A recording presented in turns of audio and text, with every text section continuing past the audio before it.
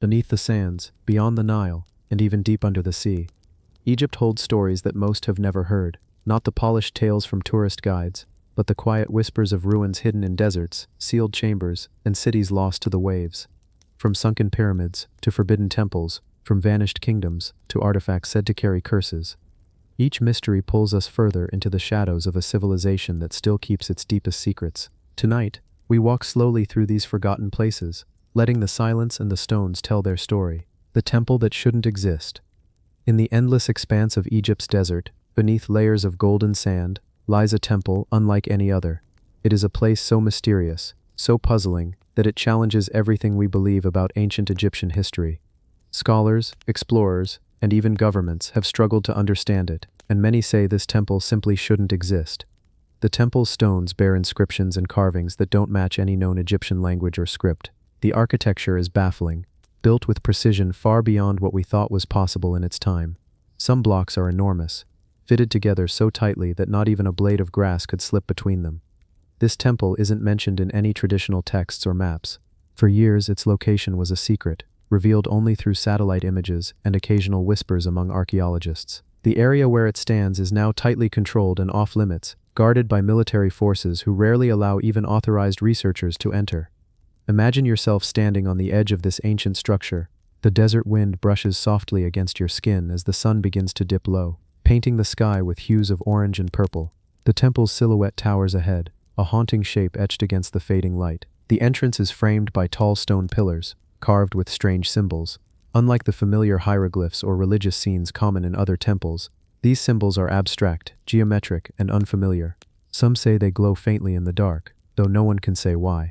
As you step inside, the air grows cooler, heavier. The silence is profound, broken only by the distant whistle of the wind outside. Narrow corridors lead you deeper into the temple's heart, twisting and turning like a labyrinth. Here and there, chambers open into vast rooms where ancient artifacts rest undisturbed.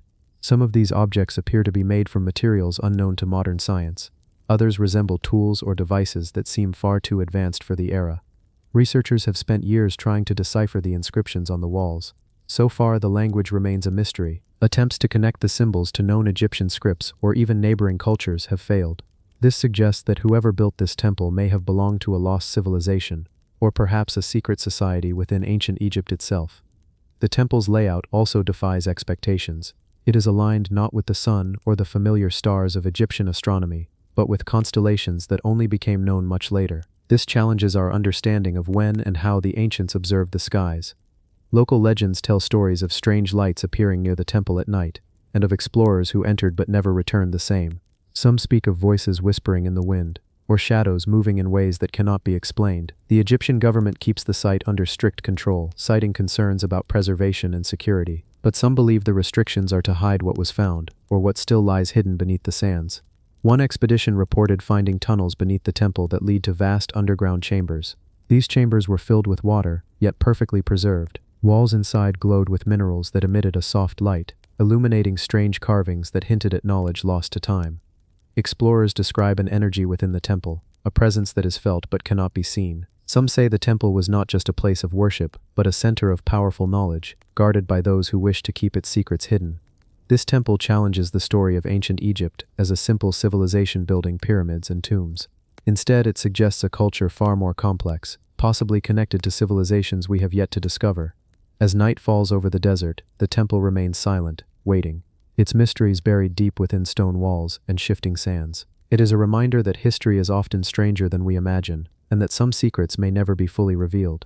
And so, as you turn away, the desert wind carries the temple's silent story, waiting for those patient enough to listen. The tomb of the last oracle.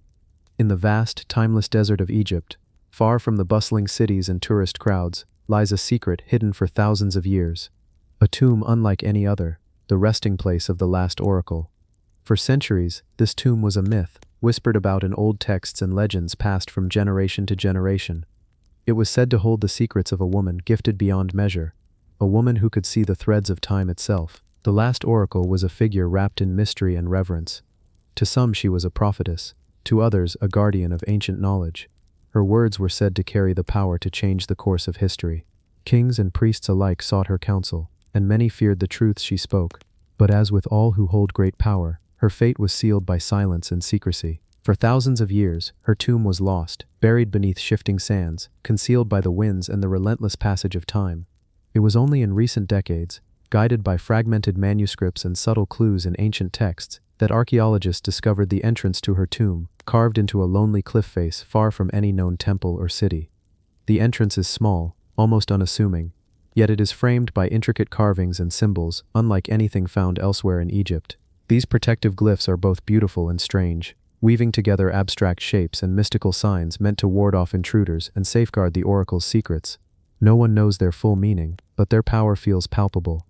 Stepping inside, the atmosphere changes completely. The desert's harsh sun fades behind you, replaced by cool shadows and a silence so profound it presses gently against your mind. The air feels dense, heavy with the weight of thousands of years and countless untold stories. The walls are covered with art, delicate paintings and carvings that tell a tale of prophecy, mystery, and cosmic connection. Scenes of celestial bodies, stars and moons intermingle with depictions of earthly kings, ritual ceremonies, and strange beings.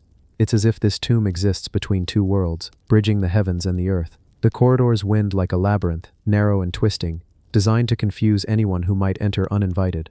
Along the way, alcoves house artifacts carefully preserved, scrolls of papyrus, jars of unknown substances, and ritual tools that seem to pulse with hidden meaning. Some of these items are made from materials unfamiliar to modern science, hinting at knowledge lost to time. At the tomb's heart lies the sarcophagus, a masterpiece carved from the deepest black granite, polished smooth, and adorned with gold and precious stones. It depicts the last oracle, surrounded by symbols representing the sun, moon, and stars, a reminder of her connection to the cosmos.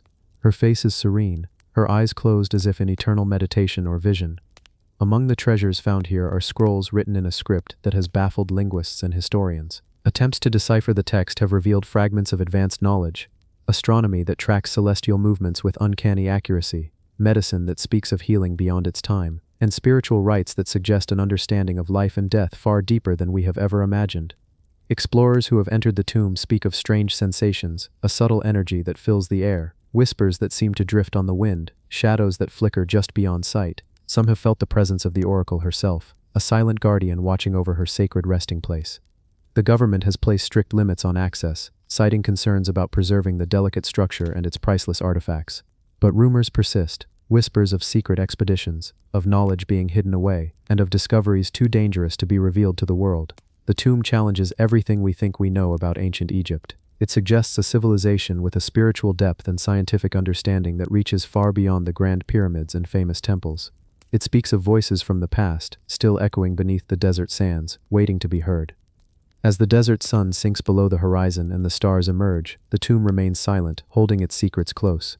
It is a reminder that history is often stranger than we imagine, and that some mysteries may never be fully uncovered. In the quiet moments when the wind is soft and the world seems still, the story of the last oracle lingers, a timeless whisper carried on the desert breeze. The Forbidden Light Temple.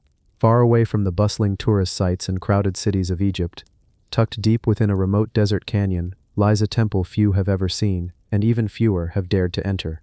This place is known only as the Forbidden Light Temple, a sanctuary wrapped in myth, shadowed by secrecy, and said to be touched by a light unlike any other. For centuries, this temple was completely forgotten by the wider world, a whisper among local Bedouin tribes who spoke of it only in cautious tones.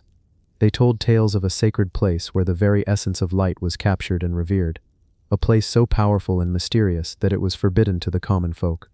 The temple's power was said to be so great that those who approached without respect or the right intentions faced strange misfortune. The journey to the Forbidden Light Temple is itself a test. Travelers must cross vast, unforgiving stretches of desert, navigate narrow ravines, and climb steep rocky paths. The desert wind carries whispered warnings, and the sun beats down relentlessly, as if guarding the temple from the unworthy. Many who sought it lost their way or turned back, deterred by the harshness of the landscape and the eerie stories that lingered in the air. Local legends describe the temple as built from a rare, translucent stone that seems to glow faintly under both the sun's rays and the moon's pale light. This stone is unlike the sandstone or limestone commonly used in Egyptian architecture. It has an almost ethereal quality, as if the temple itself is alive with a soft internal illumination. The temple's design is unlike anything found elsewhere in Egypt. Its walls curve and twist in graceful patterns, reflecting and refracting light in a way that creates mesmerizing, shifting patterns across the chambers. Some scholars believe these patterns were intentionally created to be used in rituals, ceremonies meant to connect the priests and worshippers with a divine source of energy. Approaching the temple entrance, one is met by towering statues carved from the same luminous stone. Though weathered by centuries of wind and sand, their presence remains imposing. These statues depict figures enveloped in radiant light, their eyes seemingly glowing as they watch silently over the temple grounds. Carvings of intricate symbols surround the doorway, symbols believed to be protective spells or warnings designed to keep out intruders and preserve the sacred energy within. Once inside, the temple reveals a world of shadows and light dancing across its walls. The interplay of illumination shifts with the movement of the sun during the day, bathing the interior in ever-changing colors and shapes. At night, some say the temple glows faintly, as if lit by an unseen flame, casting a gentle, almost hypnotic light that captivates those nearby. Within the inner chambers lie relics unlike any others, golden artifacts fashioned into the shape of flames, delicate scrolls inscribed with cryptic writings about light and energy, and strange mechanical devices whose true purpose remains a mystery. Archaeologists have debated whether these objects were used for spiritual healing, to harness natural energies, or perhaps even as tools for some form of ancient technology now lost to time. Ancient inscriptions speak of a force called the light beyond light, described as a sacred energy that transcends the physical realm. The temple was believed to be the earthly home of this power, a place where priests could access knowledge and wisdom beyond mortal understanding. Some texts hint that this light could illuminate the mind and soul, opening pathways to higher consciousness and cosmic awareness. But the power of the Forbidden Light Temple was not without danger. Stories tell of rituals so intense and profound that only those prepared in mind and spirit could withstand them. Legends warn of those who tried to harness this sacred energy without respect, only to be consumed by its intensity, their minds shattered or their bodies lost to mysterious forces. Why was this temple forbidden? Scholars have long debated this question. Some suggest the temple's power was deemed too dangerous for widespread knowledge, too powerful for ordinary people to control. Others believe the temple holds truths that challenge established views of ancient Egyptian science and spirituality, secrets that some have sought to suppress through history. The temple's remote location and the fragile nature of its glowing stone have meant that very few modern explorers have been able to study it fully. Access is tightly controlled by government authorities, who cite preservation and safety concerns, yet whispers remain of secret expeditions, missions sent deep inside the temple's hidden chambers to uncover its mysteries away from public view. Explorers who have glimpsed inside speak of a temple that seems to breathe with life. They describe feelings of awe and reverence, but also a profound sense of humility and caution. The air is thick with history, energy, and something else, something intangible, yet deeply felt. Some visitors report strange phenomena, sudden drops in temperature, lights flickering or shifting without explanation, and faint whispers that seem carried on the desert wind.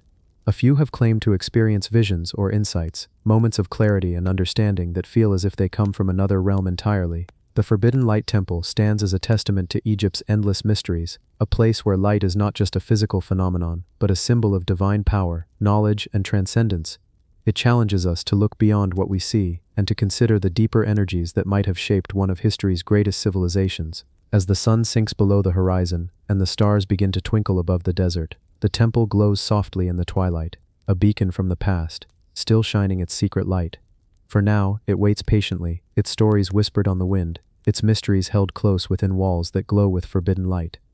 The Star Navigator's Tomb. In the vast, sun-scorched deserts of Egypt, where earth meets sky in endless horizons, lies a tomb steeped in cosmic mystery and ancient wisdom. This is the tomb of the Star Navigator, a figure whose life was bound to the stars, and whose legacy reaches beyond time itself. The Star Navigator was not an ordinary man. He was a priest, an astronomer, and a guide, a master of the night sky who could read the celestial map like a sailor reads the ocean. Ancient Egyptians believed that the stars were living beings, gods watching over the world from above, guiding the journey of souls through the afterlife. The Star Navigator's sacred duty was to interpret these heavenly signs and ensure the safe passage of the dead to the world beyond. For centuries, the location of this tomb was unknown, hidden by shifting sands and the passage of millennia. When it was finally discovered, deep within a remote valley away from the crowded burial grounds of pharaohs and nobles, it revealed secrets that reshaped our understanding of ancient Egyptian astronomy and spirituality.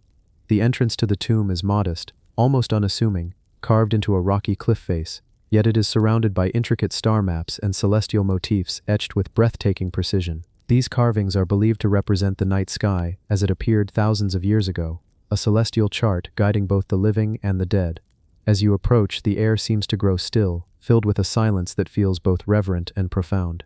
The star maps encircle the doorway like a halo, and nearby statues of mythical beings gaze skyward, guardians of the sacred passage beyond. Inside, the tomb opens into a labyrinth of chambers arranged to mirror the heavens themselves. Each room aligns perfectly with specific constellations, and as sunlight filters through hidden openings, beams of light dance across carved symbols and painted scenes. This architectural alignment is no accident. It reveals an advanced understanding of astronomy, designed to connect the earthly realm with the cosmos. The walls are adorned with stunning murals showing the star navigator amidst a tapestry of stars. He is often depicted holding a staff crowned with the symbol of the North Star, the guiding light for travelers and souls alike. Scenes show celestial boats drifting through the night sky, ferrying the departed across cosmic rivers to their eternal rest. Within the chambers, archaeologists uncovered a treasure trove of artifacts, astrolabes crafted with exquisite detail, ceremonial robes embroidered with shimmering star patterns, and scrolls filled with poetic hymns and star charts that document the movements of planets and stars with remarkable accuracy. These discoveries reveal a culture deeply connected to the heavens, one that saw the cosmos not just as a backdrop, but as an active participant in the cycle of life and death. The star navigator was more than a guide. He was a bridge between worlds, a keeper of cosmic secrets, and a guardian of the sacred journey. Legend tells that the star navigator possessed knowledge of realms beyond human comprehension. Some myths speak of his ability to communicate with stars, to navigate between dimensions, and to unlock the mysteries of the universe. His wisdom was sought by kings and priests, yet his true power remained a secret, preserved within this hidden tomb. Explorers who have entered the tomb recount feelings of awe and humility. The atmosphere is charged with an energy that transcends time, and some describe faint lights flickering along the walls, as if the stars themselves still dance within the stone. Whispers, soft and distant, seem to echo through the chambers, like messages carried across the cosmos. Access to the star navigator's tomb is tightly controlled, guarded by authorities aware of its fragile significance. Researchers continue to study the artifacts and star maps, hoping to uncover further knowledge of ancient Egyptian navigation, astronomy, and spiritual beliefs. The tomb stands as a testament to Egypt's unique blend of science and mysticism, a civilization that looked to the stars for guidance, understanding, and hope. It reminds us that beneath the pyramids and temples, beyond the sands and stones, lies a profound cosmic story waiting to be told. As night falls and the desert sky fills with stars, the star navigator's tomb remains a silent beacon, an eternal journey mapped in stone, light, and shadow. It calls to those who listen, inviting us to follow the stars through the sands of time and into the mysteries of the universe. The Tomb of the Golden Calf. Beneath the burning sun and shifting sands of Egypt's vast desert lies a tomb wrapped in mystery and ancient reverence. The Tomb of the Golden Calf. For countless centuries, this tomb was lost to the world, its existence whispered only in legends passed down through generations. When it was finally uncovered, it opened a window to a forgotten chapter of Egyptian spirituality, one centered on the worship of a powerful symbol, the golden calf. The golden calf is an image that resonates across cultures, often embodying strength, vitality, and divine protection. In Egypt, this symbol took on a unique and sacred significance, connected to ideas of renewal, fertility, and the eternal cycle of life and death. But unlike the well-known gods and goddesses of the Egyptian pantheon, the golden calf's worship was secretive, practiced by a devoted sect, whose beliefs were shrouded in mystery. The tomb was discovered deep in a remote valley, far from the glittering cities and grand burial sites of the pharaohs. Its location was hidden by nature's own defenses, towering cliffs, treacherous dunes, and a harsh desert that guarded the secret well. The entrance itself is striking, flanked by imposing statues of calves carved with astonishing detail, their eyes once inlaid with precious stones that sparkled like living embers under the sun's rays. As you stand before the tomb, the desert silence feels almost sacred. The air is thick with the weight of millennia, and the wind whispers through the rocks as if carrying the voices of the past. The facade of the tomb is covered with intricate carvings that tell the story of the golden calf's importance. These carvings depict ritual scenes, priests leading ceremonies, offerings laid at altars, and devotees gathered in solemn reverence. Stepping inside, the tomb reveals chambers rich with vibrant murals. These paintings depict scenes of worship and celebration, figures adorned in ceremonial garb, hands raised in prayer, offerings of food, incense, and precious metals. The golden calf appears at the center of these scenes, not merely as an idol but as a living symbol of divine presence and protection. The artistry is breathtaking. Colors remain vivid despite the centuries. Deep reds, brilliant golds, and rich blues bring the stories to life. These murals offer a rare glimpse into a spiritual tradition that thrived alongside mainstream Egyptian religion. yet maintained its own distinct identity. Within the tomb's chambers lie countless artifacts. Golden amulets shaped like calves were found scattered among pottery shards and jewelry, adorned with lapis lazuli, carnelian, and turquoise. These were not merely decorative, they were talismans believed to hold magical power, protecting the dead and granting blessings in the afterlife. At the center of it all stands the alabaster sarcophagus, an exquisite work of art carved with scenes of the golden calf encircled by stars and sacred symbols. The figure resting within is a mystery. Was it a high priest of the golden calf cult, a ruler who adopted the symbol to legitimize his reign? The tomb's occupant remains unknown, but the power radiating from the resting place is undeniable. Legends surrounding the tomb tell of a curse, a warning that those who disturb the resting place of the golden calf will suffer misfortune or worse. For centuries, these tales kept treasure hunters and explorers at bay, adding to the tomb's aura of secrecy and danger. Modern archaeologists working here have reported strange experiences, unexplained sounds echoing in empty halls, flickering lights with no source, and an overwhelming feeling of being watched. Some dismiss these as natural phenomena caused by the tomb's structure, but others believe the tomb's spiritual energy lingers, guarding its secrets. Access to the tomb is now strictly limited. Preservation concerns and respect for the site have meant only a handful of researchers are allowed inside, yet whispers continue of hidden chambers yet to be explored and artifacts kept from public view. The tomb of the golden calf reminds us that Egypt's religious history was complex and diverse. Beyond the familiar gods like Ra, Isis, and Osiris, existed secret sects and cults whose beliefs challenged and enriched Egyptian spirituality. This tomb is a testament to that hidden world, a place where faith and mystery intertwine. As night falls and the desert cools, the tomb of the golden calf stands silent, its stories etched in stone and gold, waiting for those patient enough to listen. The Forbidden Chamber of Karnak. The Karnak temple complex stands as one of the most monumental testaments to ancient Egypt's devotion, ingenuity, and mystery. Sprawling across more than 200 acres near modern Luxor, this vast religious site is a city of stone and spirit, constructed and expanded over nearly 2,000 years. Its soaring pylons, vast hypostyle halls filled with hundreds of towering columns, and intricate hieroglyphic carvings create an architectural marvel that still captivates visitors and scholars alike. But beyond the awe-inspiring grandeur visible to the eye lies a secret hidden deep beneath Karnak's foundations, a chamber cloaked in silence and shadow, sealed off from the world. This is the Forbidden Chamber, a room veiled in mystery, protected by time and legend. Its existence is whispered in ancient texts, hinted at by cryptic carvings, yet its true purpose remains one of Egypt's most enduring enigmas. To understand this chamber, one must first grasp the sacred significance of Karnak itself. Dedicated primarily to the god Amun-Ra, the temple was the spiritual heart of ancient Egypt, a place where kings claimed divine right and priests performed sacred rites to maintain the cosmic order. Karnak was not merely a temple, it was a living entity, a bridge between the earthly realm and the divine. Among the countless halls and sanctuaries, the Forbidden Chamber stands apart. It is said to have been built in secret by a powerful pharaoh or high priest, a place to protect relics and knowledge so sacred that exposure to the unworthy could bring catastrophe. The chamber's location beneath the temple's surface suggests it was meant as a vault, a sanctuary hidden from both mortal eyes and the forces of chaos.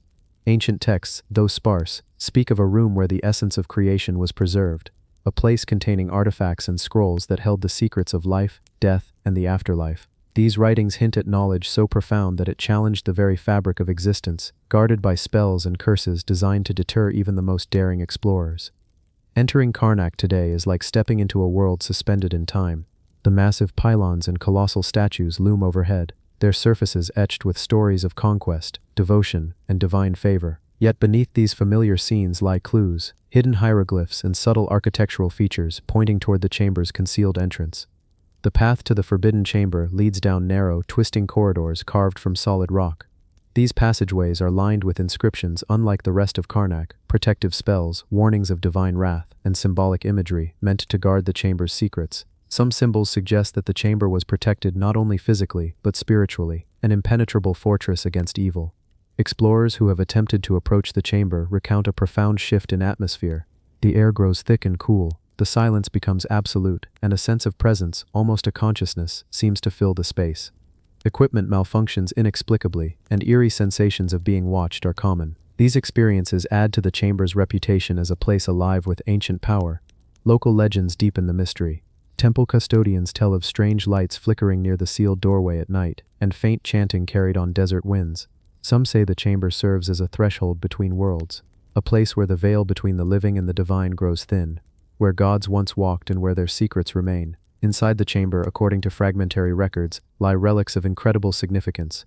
Statues carved from rare stones thought to channel divine energy, scrolls inscribed with esoteric wisdom, and ceremonial objects used in rites to sustain the universe's balance. The chamber may even house the remains of a priest-king or a spiritual guardian, preserved through ancient rituals to protect Egypt's most sacred knowledge. Scholars theorize that the Forbidden Chamber was the heart of Egypt's spiritual defense, a metaphysical stronghold designed to maintain cosmic harmony and protect against unseen forces. It may have been a place where rituals were performed to influence the stars, the earth, and the afterlife itself. Despite modern advances in archaeology, ground-penetrating radar, infrared imaging, and robotic exploration, the chamber remains sealed. Its entrance is tightly guarded by Egyptian authorities, who weigh the risks of disturbance against the need to preserve this delicate, ancient secret. As the sun sets and shadows lengthen over Karnak, the Forbidden Chamber rests in eternal silence. It is a monument not only to Egypt's architectural genius, but to its spiritual depth, a silent guardian of mysteries that have withstood the march of time. This chamber reminds us that beneath the visible splendor of Karnak lies a world of hidden knowledge, cosmic belief, and sacred power. It invites us to ponder what lies beyond our understanding, and to respect the ancient wisdom carefully sealed within its stone walls. Under the vast desert sky, as stars emerge one by one, the Forbidden Chamber of Karnak waits patiently, quiet, eternal, and full of secrets that may one day illuminate the mysteries of Egypt and perhaps the universe itself. Alien carvings in an Egyptian tomb. The desert air was still that morning, as if the sand itself were holding its breath. In the distance, the limestone cliffs of the valley rose pale and silent against a faintly silver sky. The sun had not yet gathered its full heat, and the world seemed caught between night and day, that soft hour when shadows are long and the desert feels almost kind. A group of workers, wrapped in loose linen and moving with the slow precision of people used to heat and dust, were making their way toward a tomb entrance that had been buried for centuries. It had been a whisper among locals for years, a sealed chamber cut into the rock, somewhere beyond the more familiar tombs of the nobles. No one knew its name. No record spoke of its occupant. Some said it was abandoned mid-construction. Others claimed it had been deliberately hidden, sealed away for reasons no one had ever dared to record. And yet, here it was, the stone doorway, half buried in drifting sand, edges softened by the wind's patient touch. The archaeologist in charge, a quiet man named Dr. Hassan, approached slowly, running his fingertips across the faint groove of hieroglyphs cut into the lintel. They were worn, smoothed by time, but still carried a deliberate symmetry. He traced them as one might trace the edge of an old scar, his brow furrowed, his thoughts somewhere deep inside the past. The workers waited, their shovels resting lightly on the ground. There was no need to hurry here. The tomb had waited for thousands of years, and it would wait a little longer. When at last the first slab of stone was eased away from the doorway, a breath of air, dry, heavy, faintly bitter, drifted out. It carried with it the quiet scent of places untouched for ages, dust, old wood, and the faint mineral tang of limestone. Lamps were lit, their flames flickering against the walls as the team stepped inside. The light washed over painted plaster, revealing the deep ochre and faded turquoise of ancient Egypt. And then, slowly, details began to emerge. At first it was the usual splendor, lotus flowers curling in decorative borders, processions of robed figures bringing offerings to gods with falcon heads and jackal faces. But further inside, past the familiar scenes, something changed. The figures began to stretch taller, their limbs impossibly long, their heads shaped in ways that did not match any god or human known to Egyptian art. Their eyes, almond-shaped and dark, seemed to follow the lamplight. Dr. Hassan said nothing. He simply adjusted the wick of his lamp and stepped closer. The carvings here were finer, more precise than the outer walls. The stone seemed polished, almost smooth to the touch. In one panel, two elongated beings stood on either side of what could have been a doorway, not a carved doorway in the wall, but something other. Its edges were perfectly straight, its surface smooth, and from it seemed to radiate lines like light, etched with such skill that even in the dim glow, they shimmered faintly. The workers began to murmur among themselves in low voices. Some avoided looking directly at the images, preferring instead to study the safer, older symbols nearer the entrance. One man, an older worker with deep lines around his eyes, made a quiet gesture with his hand, part blessing, part ward, before turning away entirely. As they moved deeper into the tomb, the scenes became stranger still. Here were ships, not papyrus boats with reed sails, but curved shapes that floated above ground, lines trailing beneath them like streams of light. In another panel, a group of the elongated figures appeared to be handing something to the pharaoh. A small object, no larger than a fist, but carved with enough care that its shape was unmistakable. A sphere, set within a cradle of curved supports. The floor of the tomb was covered in a fine layer of dust, unbroken except for their own footprints. In the innermost chamber they found a stone sarcophagus, its lid carved with the usual protective spells, but on its sides, just beneath the text, was another band of carvings in a script that none of them recognized. The symbols were sharp, angular, and utterly unlike hieroglyphs.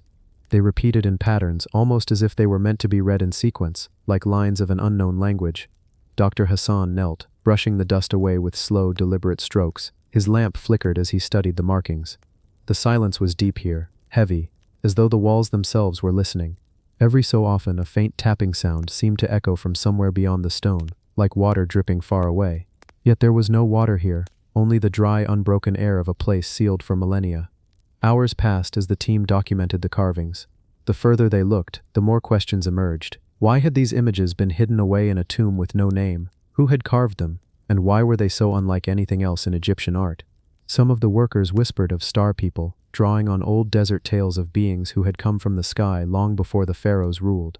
Others refused to speak of it at all, believing that some images were not meant to be looked upon for too long. By the time they stepped back into the daylight, the sun was low over the desert, painting the cliffs in soft gold. The wind had risen, brushing grains of sand across the ground in quiet, restless patterns. Dr. Hassan stood for a long moment at the entrance, looking out across the valley. Behind him, the darkness of the tomb seemed to wait, holding its secrets as it always had. In the days that followed, sketches of the carvings would find their way into quiet academic circles, where scholars would argue over them with measured words and careful restraint. Some claimed they were simply symbolic, stylized representations of divine beings, nothing more. Others, though, found themselves troubled by the precision of the shapes, the unnatural proportions, the way certain lines echoed patterns found not in Egypt but in the designs of distant cultures separated by oceans and centuries. And so, the tomb remained as it had been, silent, still, watching from its place in the cliffs. The sand would gather again at its threshold, the wind would smooth away the footprints, and the carvings, those strange and patient witnesses, would wait in the darkness for the next hand to brush away the dust. The Oracle of the Black Sands. The desert at night is not empty. It breathes in slow, invisible waves, carrying with it the whisper of sand shifting in unseen valleys, the faint creak of stones cooling under starlight, and the muted rhythm of one's own footsteps. For days, the caravan had moved westward, following a line of half-buried markers known only to those who had traveled this way before. Beyond the horizon lay the Siwa oasis, and within it, the place some called the Oracle of the Black Sands, a temple older than even the oldest tales could agree upon. The journey began at first light, when the sun still lingered low, its warmth softened by a thin veil of mist. Camels moved with patient steps, their padded feet leaving almost no sound against the desert floor. There were moments, out here, when the world felt suspended, no wind, no bird, no sign of water, just a boundless, pale expanse that made the sky itself seem heavy. The last stretch was the most difficult. The land grew darker, the sand shading from gold to deep brown, and then, at last, to a strange, almost black hue. It was not volcanic rock, nor the remnants of fire. It was something finer, smoother, like powdered stone ground over centuries into a dark shimmer. The old guide spoke of this place with a measured voice, careful not to say too much. The Black Sands, they claimed, had been here since the beginning, carried by winds from a land that no longer existed. When the first stones of the temple appeared, they seemed almost to grow from the dunes themselves. Massive limestone blocks, weathered and cracked, leaned against each other in a shape that was half ruin, half fortress. The walls were not as high as they once had been, but their presence was undeniable. The gateway, though broken along one side, still held its lintel, carved with images of falcon-headed gods, and a cartouche so worn it was almost unreadable. The temple was quiet, too quiet. The air here had a stillness that felt different from the rest of the desert. Within its shadowed halls, the temperature dropped, and the scent of the sands faded, replaced by something faintly metallic, almost like rain against stone. Inside, the first chamber opened wide, its ceiling supported by columns etched with spiraling patterns. Between the spirals were scenes of processions, figures bearing gifts, their hands outstretched toward a seated figure at the far end of the hall. This figure was not a pharaoh, nor a god in the usual Egyptian sense. Its face was hidden beneath a veil, its hands resting on a low table of carved stone. The second chamber was smaller. It was here, the guide said, that the oracle had once spoken. The floor was smooth, polished to a faint sheen, and the walls curved inwards, as if to hold the sound of a single voice. At the center stood a block of dark basalt, perfectly rectangular, its surface unmarked by time. It was this stone, cool to the touch, despite the desert heat, where the oracle was said to sit. Those who had come here in ages past came seeking answers. The questions could be of war, of trade, of love, or of the fate of kingdoms. The seeker would kneel, speaking in hushed tones, and the oracle would listen in silence before answering in words that were said to be both clear and impossible to forget. Some claimed the oracle never spoke directly, only in images, visions that unfolded in the mind of the listener. Others swore they had heard a voice, low and resonant, that seemed to come from the walls themselves. But the most curious thing about the oracle's answers, the guides would say, was not that they were always true, but that they were always complete. Those who left this chamber claimed they no longer doubted their path, even when the answer was not what they had hoped for, and yet, the exact nature of what was spoken here was never written down. Moving deeper into the temple, one found a narrow passage that curved downward. Here the air grew cooler still. The walls were lined with niches, each holding small clay vessels sealed with wax. Some were marked with symbols, stars, waves, coiled serpents, while others bore no mark at all. These, it was believed, contained offerings brought by seekers, water from distant rivers, oil pressed from the first harvest, fragments of rare stones. At the far end of the passage was a doorway carved from a single slab of granite. Unlike the rest of the temple, its surface was untouched by erosion. It stood perfectly smooth, its color a deep gray that seemed almost to absorb the lamplight, and at its center was a depression, shallow, round, polished, as if meant to hold something small and perfectly spherical. No one knew what had once been set there. Some believed it was a crystal, cut to catch and bend light into shapes that the oracle could read. Others claimed it was a meteorite, fallen from the heavens, and that its presence was what gave the oracle its sight. Whatever it was, it had been gone for centuries. Standing there, in the quiet of that hidden passage, one could almost imagine the sound of sand shifting far above, the muffled echo of footsteps in the chamber beyond. The walls, though silent, felt aware, as though they had heard every question ever asked here, and remembered every answer. By the time the caravan emerged from the temple, the sun was low, casting the black sands into a kind of muted glow. The wind had returned, carrying the first cool breath of evening. The temple stood behind them, unmoving, unchanged, its gateway still watching over the dark shimmer of the dunes. In years to come, travelers would continue to seek the oracle of the Black Sands. Some would leave with answers they could not explain, others with only the memory of stillness and a voice they could not be sure they had heard. But all would agree, the place stayed with you. It followed in your thoughts, surfacing at quiet moments, as if the sands themselves were reminding you that somewhere, deep in the desert, the oracle still listened. The city of the blind priests. The river was little more than a silver thread under the early light, winding through reeds and palms before disappearing into the haze. From the deck of the small wooden boat, the world seemed slowed, the water moving as if reluctant to leave its bed. The oars dipped and rose in steady rhythm, the sound carrying softly over the surface. Somewhere far downstream, the Nile's great cities were already waking to the noise of markets and temple bells, but here there was only stillness. The destination lay beyond the reach of most maps, a place the guides called the City of the Blind Priests. The name was spoken quietly, with that mixture of reverence and unease reserved for places whose history was half memory, half myth. It was said to have been a sanctuary, not for the body, but for the mind, and for a kind of sight that had nothing to do with eyes. The approach began not with walls, but with silence. Even the calls of birds faded, as the boat drew closer to a bend in the river where the current slowed to almost nothing. A low bank of pale stone emerged, worn smooth by centuries of water. Steps, cut deep and wide, rose from the waterline, leading into a grove of date palms. Beyond them, a narrow path wound toward the ruins. The first buildings stood in low, fractured outlines, their upper walls long gone, their lower courses still bearing faint lines of hieroglyphs. Many of the symbols were familiar. Prayers to the gods, offerings of grain, records of the flood, but interwoven with them were signs few could read. Circles within circles, interlocking lines, spirals that seemed almost to move if you looked too long. The heart of the city was built around a wide square, paved with blocks of limestone now fractured and uneven. In its center stood a dry fountain, its basin carved in the shape of an open eye. The stone was darkened with age, and in its curves, grains of sand had gathered like the lines of a palm. This, the guide explained softly, had once been the place where the priests stood to address the gathered people, though none who came here now could say what words were spoken. The priests, the old stories claimed, were all without sight. Some said they had been born that way, chosen by the gods for a vision that could not be dimmed by the distractions of the world. Others whispered of a right, a willing surrender of the eyes so that the mind could see more clearly. Whatever the truth, it was agreed that their blindness was not a weakness here, it was their gift. Temple walls still rose in places, their columns leaning like tired sentinels. Inside, the light fell in thin, dust-filled shafts through gaps in the roof. The carvings here were different from those in the outer city. They showed not the great battles of pharaohs, nor the processions of harvest, but shapes that were harder to name. Fields of stars, winding rivers that did not match the Nile, figures standing in open space, their arms raised toward arcs of light. In one hall, a row of shallow alcoves lined the walls, each marked by a single carved symbol, a sun disk, a feather, a coiled rope, a bird in flight. These were thought to be meditation niches, where the priests would sit for hours, listening not to voices, but to the movement of the wind through the stone. It was said that in such stillness, they could hear the approach of storms from days away, or sense the shifting of the river's course before the waters themselves knew it. Beneath the temple lay corridors cut deep into the bedrock, cool and echoing. The air there was heavy, as though the space had been sealed for long stretches of time. Along the walls, small channels ran from chamber to chamber, carrying sound rather than water. It was through these channels, the guide explained, that the priests could hear the faintest murmur from the surface, even from deep below the earth.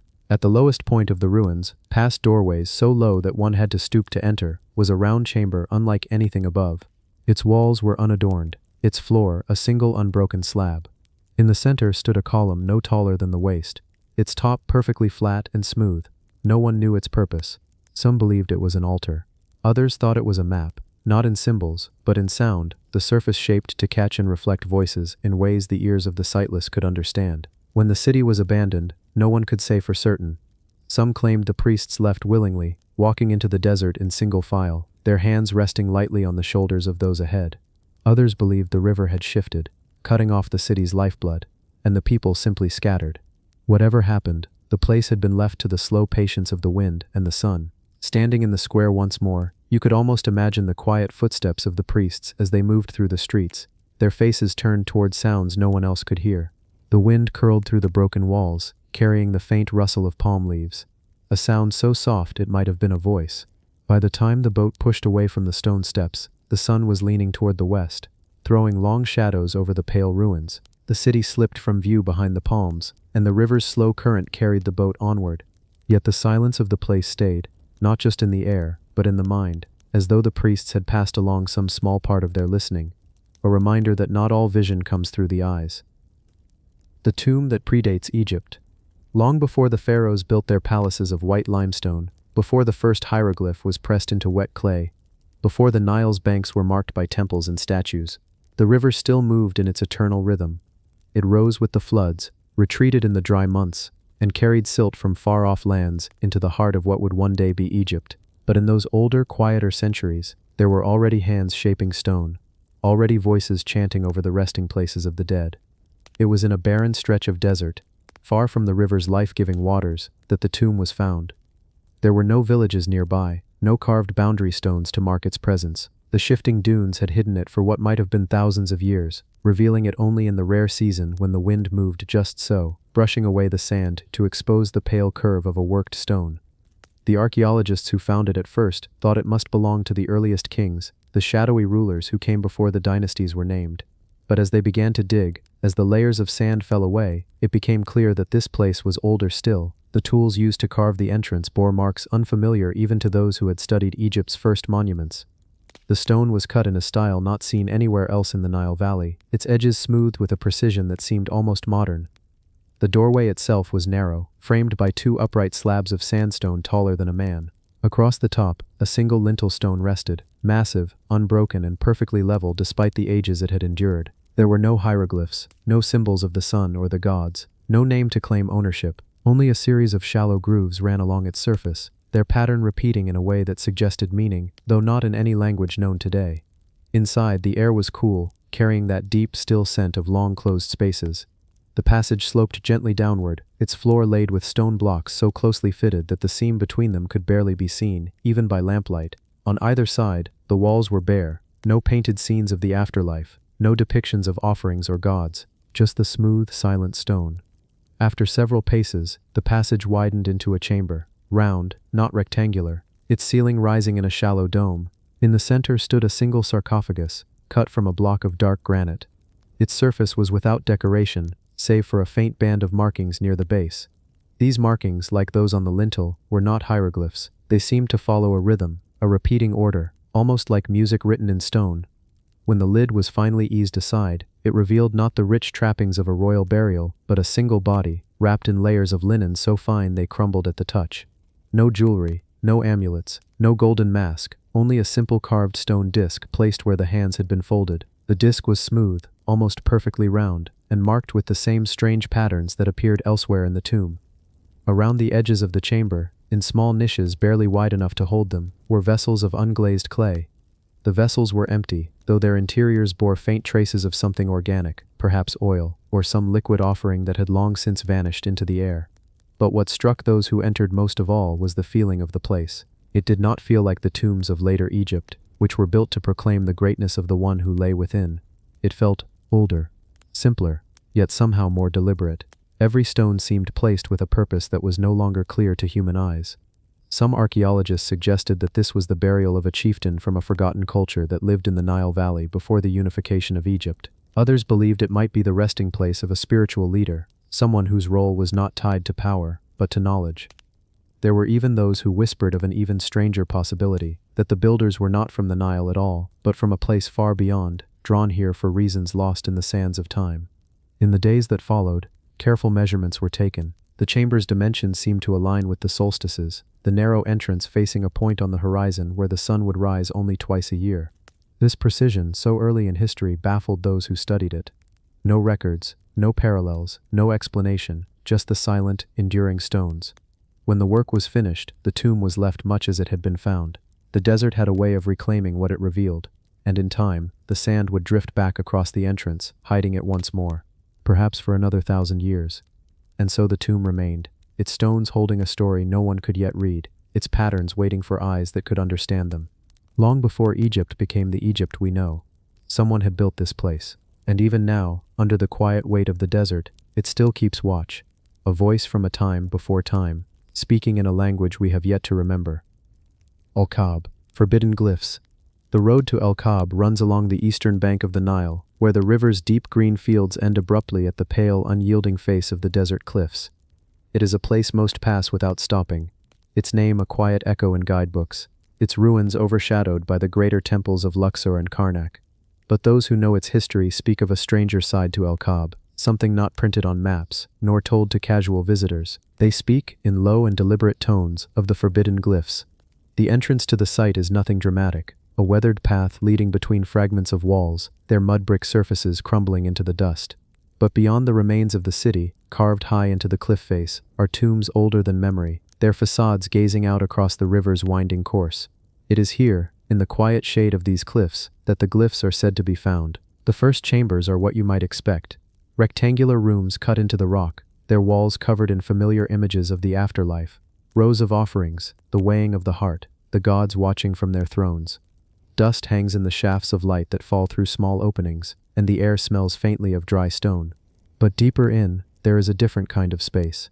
A narrow passage turns sharply to the left, its floor uneven and worn smooth in places by the slow tread of centuries. Here, the walls bear no color, no scenes of daily life. Instead, they are covered in lines upon lines of hieroglyphs, and it is among these that the forbidden symbols appear. They are not hidden exactly, but they do not belong.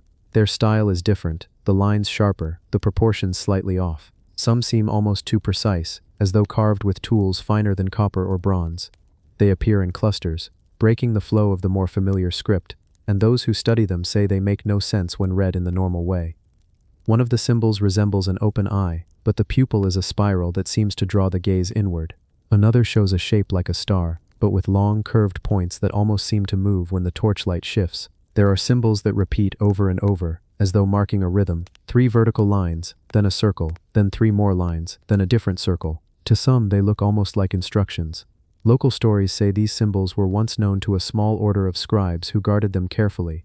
They were not meant for common eyes, nor even for the priests who recited the funerary texts. These glyphs, it is whispered, recorded things not of this world, things seen perhaps in visions or dreams so vivid they demanded to be written. In one chamber, the forbidden glyphs form a border around a single carved figure. The figure is unlike any found elsewhere in Egypt. It is tall and thin, with elongated arms and a head covered by a mask, or perhaps something that is not a mask at all. In its hands it holds a narrow staff, topped not with the ankh or the was scepter, but with a small sphere encircled by curved lines. Around its feet are more of the strange symbols, arranged in a spiral that pulls the eye toward the center. The air here feels different. Even those who dismiss the stories admit it. It is cooler, stiller, as though the chamber itself is holding its breath. When the light flickers, the symbols seem to shift, their lines deepening and softening in turn. Not all who come here are comfortable in this place. Some guides avoid it entirely, leading visitors only to the better-known tombs above. Others will speak of it only outside, in the open air, and even then with glances toward the cliffs. They say there is a reason these glyphs were not taught, that they were left here deliberately, sealed in stone where only the most persistent would find them. Scholars who have studied photographs of the symbols argue endlessly about their origin. Some say they are merely a local variation of the script, their difference is exaggerated by weathering in time. Others see them as the remnants of a language older than Egyptian itself, carried here by people from a forgotten culture. A few go further still, suggesting they are not meant to be read at all, that they are patterns, shapes designed to affect the mind, simply by being seen. At sunset, the cliffs of El Kab glow a deep gold, and the narrow entrances to the tombs fade into shadow. From the river, they look like nothing more than dark openings in the rock, indistinguishable from the natural cracks in caves. But inside, the forbidden glyphs wait, etched into the stone with a precision that time has barely touched. Whether they are a record of something real, a warning to those who come after, or simply the invention of an unknown mind, no one can say for certain. The desert, as always, keeps its secrets well, and El Kab, with its quiet walls and hidden passages, continues to watch the river pass, holding in its stones the words no one is certain they should read.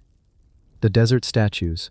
Far from the Nile's reach, in a place where the wind moves without pause and the sun bleaches the very skin of the earth, there is a field of stone figures that few have seen, and fewer still have understood. The desert has no patience for delicate things, yet here stand statues older than the sand around them, their faces worn by centuries of dust and heat, their forms leaning as if tired from holding their vigil for so long. They are not marked on maps. No road points the way. To reach them, you follow a series of half-forgotten tracks, the kind that seem to appear only when the sun is low and the shadows stretch across the land. The journey is slow, the horizon unchanged for hours at a time, until at last, something begins to break the monotony. Pale shapes rising from the earth like the bones of a sleeping giant. At first, they seem to be nothing more than weathered rocks, but as you draw closer, the shapes sharpen. You see the curve of a cheek, the angle of a jaw, the hollow of eyes that stare into the distance. The statues stand in loose circles, some alone, some in pairs, their heights ranging from the size of a man to twice that. They are not like the statues of the pharaohs. There are no crowns, no royal insignia, no perfect symmetry. The features are unfamiliar, broad, smooth brows, elongated faces, and eyes so deep-set they seem almost shadowed, even in the harsh light. The bodies are slender, the limbs long, the hands resting in strange positions, palms outward, fingers spread, or clasped tightly over the chest. The stone is not local. It is a fine-grained material, not found in this part of the desert, meaning it must have been brought here, somehow, from far away.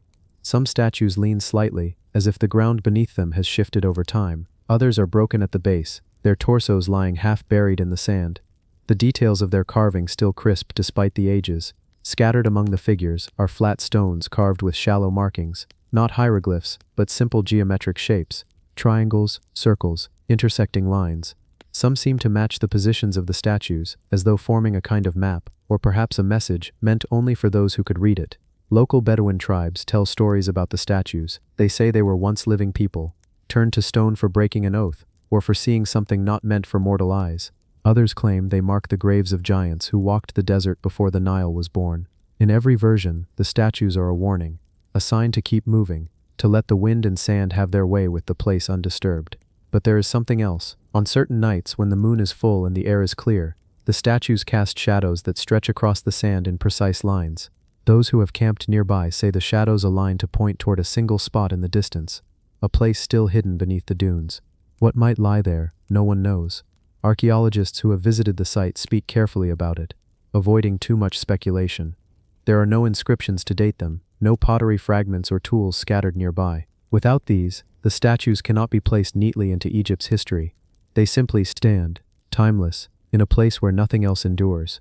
Sometimes the wind moves through the figures with a strange, low tone, not quite a whistle, not quite a moan, but something in between, as if the statues themselves were speaking in a language too slow for us to hear.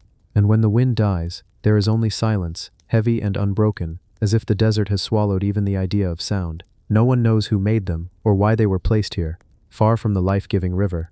Perhaps they were guardians of something long gone. Perhaps they marked a path that is now lost beneath the sands.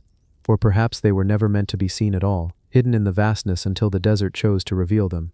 For now they remain, weathered, patient, and unblinking. The sun rises and sets, the wind shifts the dunes, and still they watch the horizon. Their meaning is as dry and unreachable as the stones themselves, and their mystery is as deep as the desert night. The ruins of the Library of Alexandria. The city of Alexandria lies by the Mediterranean, where sea breezes mingle with history. Its modern streets pulse with life, but beneath the surface, beneath the layers of stone and dust, there rests a memory, one of knowledge and mystery, whispered across millennia. Imagine walking slowly through the quiet archaeological zones near the old harbor.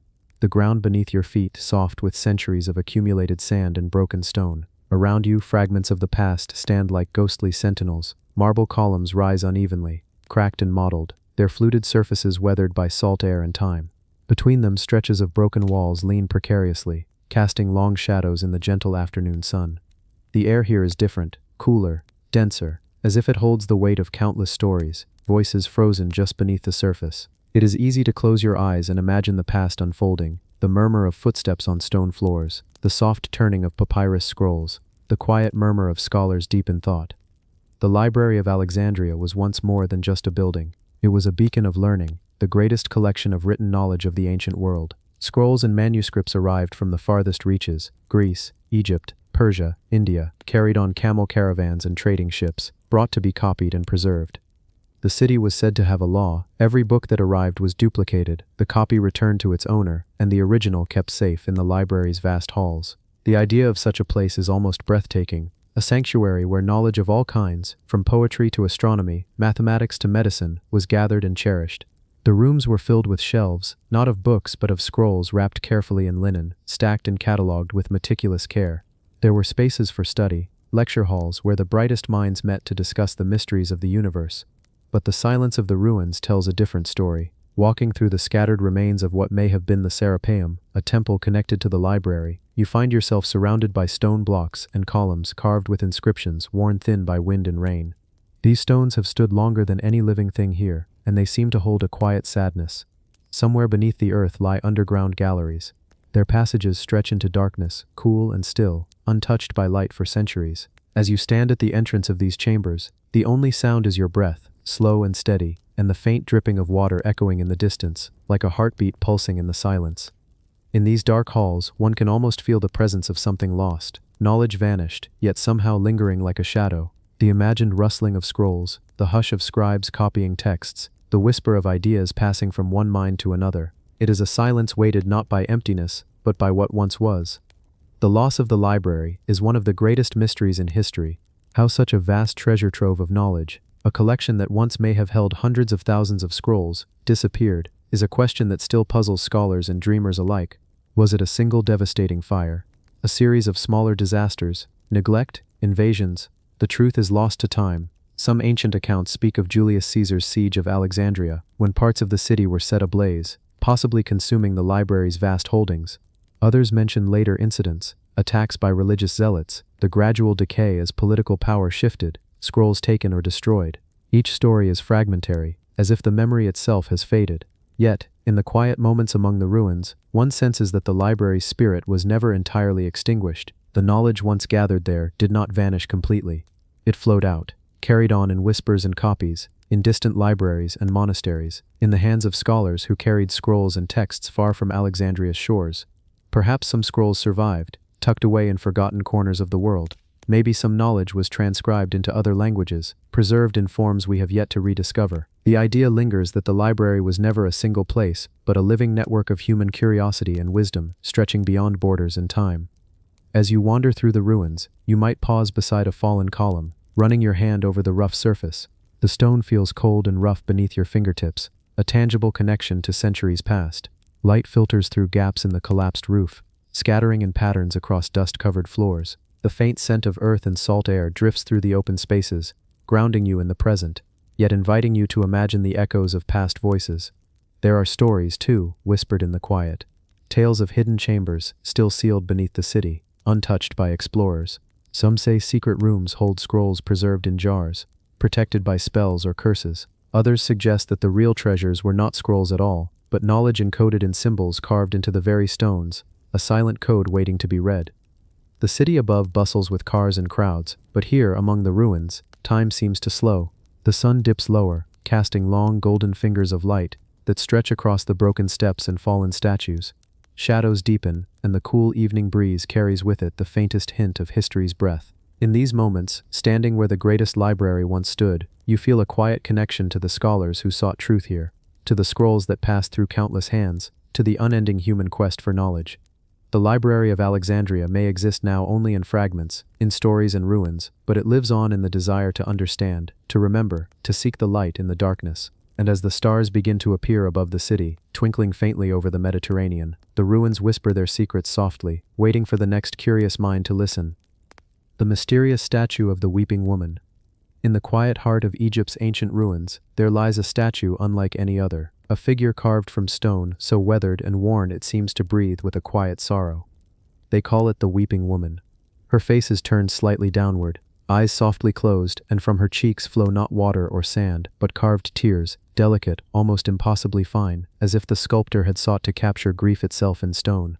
To stand before her is to feel a calm sadness settle gently, like the desert wind carrying the memory of long-forgotten stories. The statue is not large, modest in size compared to the towering statues of gods and kings, but it holds a presence that reaches far beyond its physical form. The Weeping Woman was discovered deep inside a hidden temple complex, one swallowed slowly by shifting sands and neglected for centuries. This temple, known to only a few scholars, is perched on the edge of the Nile's ancient floodplain, where the land blurs between fertile soil and endless desert. The path to the statue is long and quiet, winding through broken columns and crumbled walls. The air is still, filled with the soft rustling of dried palm fronds and the distant cry of a desert bird. As you approach, the temperature cools just slightly, and the stone underfoot shifts from sand to smooth, worn flagstones. The statue stands within a small chamber carved from limestone.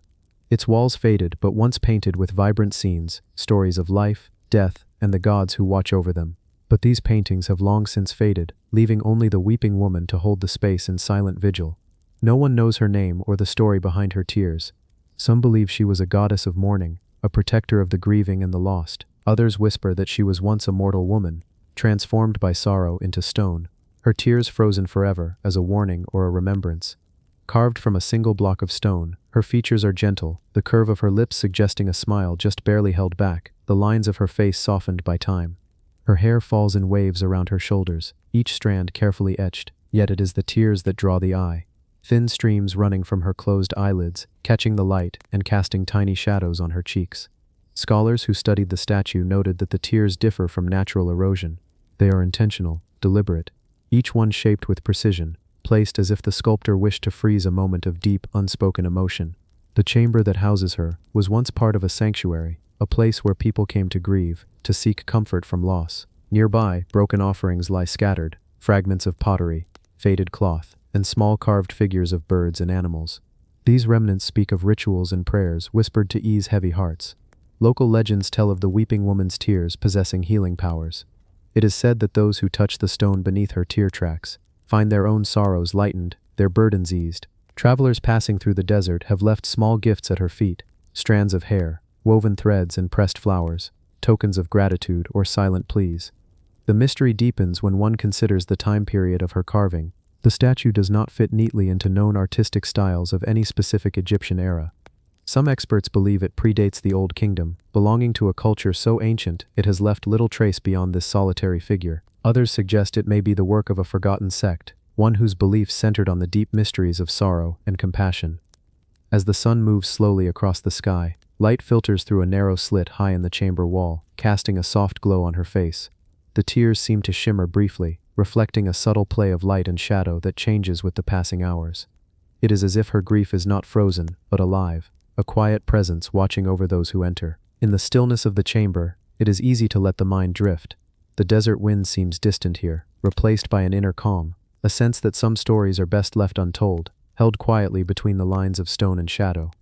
When you finally step away, the world outside feels sharper. The heat of the sun, the dry sand underfoot, the call of distant birds.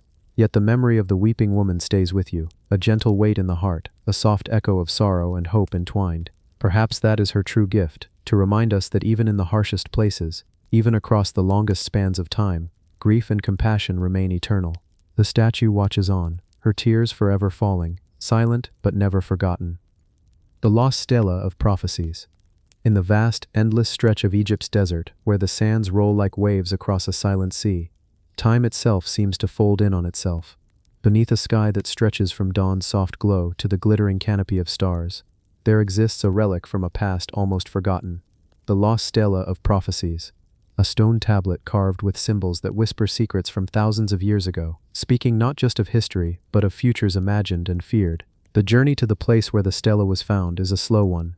It begins far from the banks of the Nile, where the desert embraces the horizon and the wind carries the sound of distant, invisible footsteps.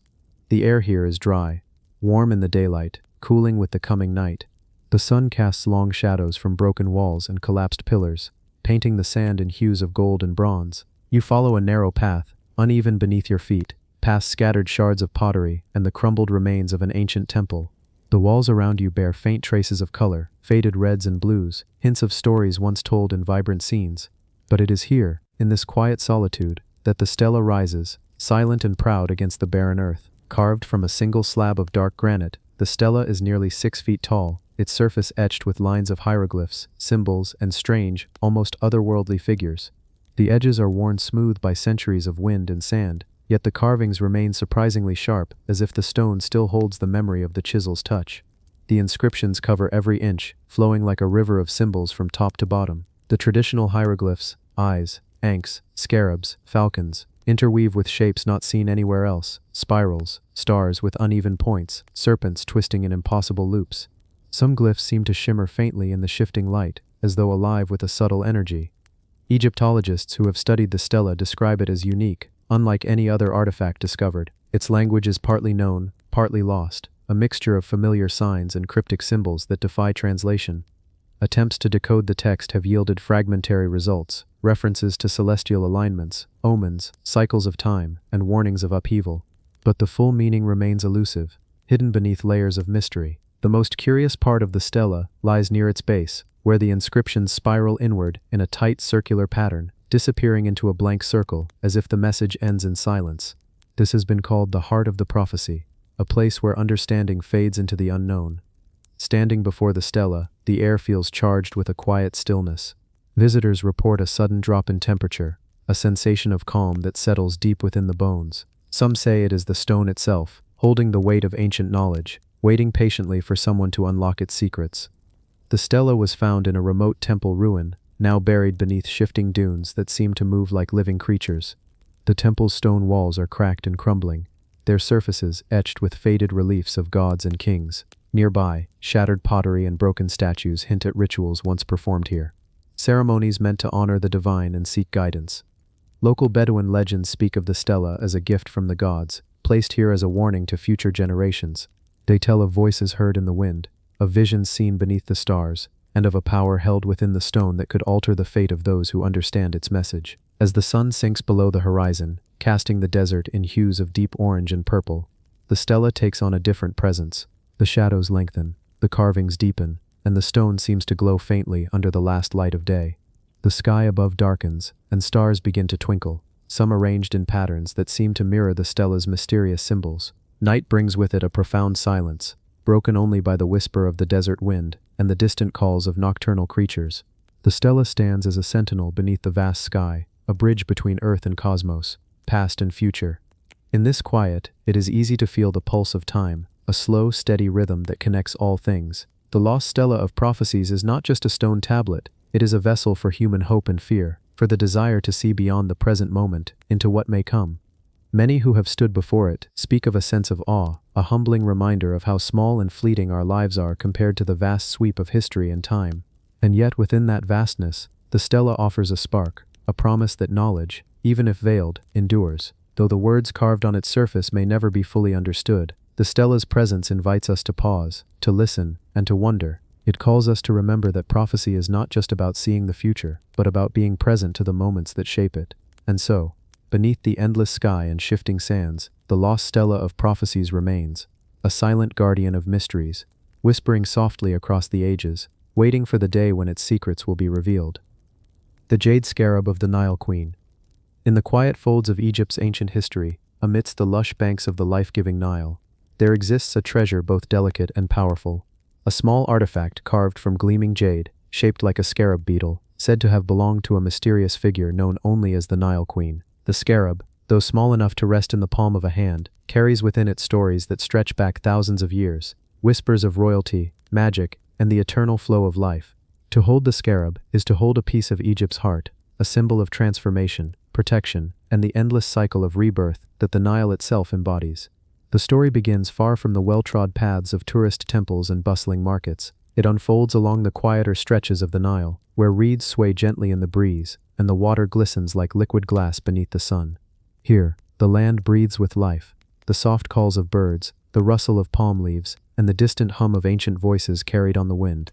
The Nile Queen, a figure shrouded in mystery and legend, is said to have ruled in a time before recorded history, a sovereign whose power was tied as much to the river's rhythms as to the stones of her palace.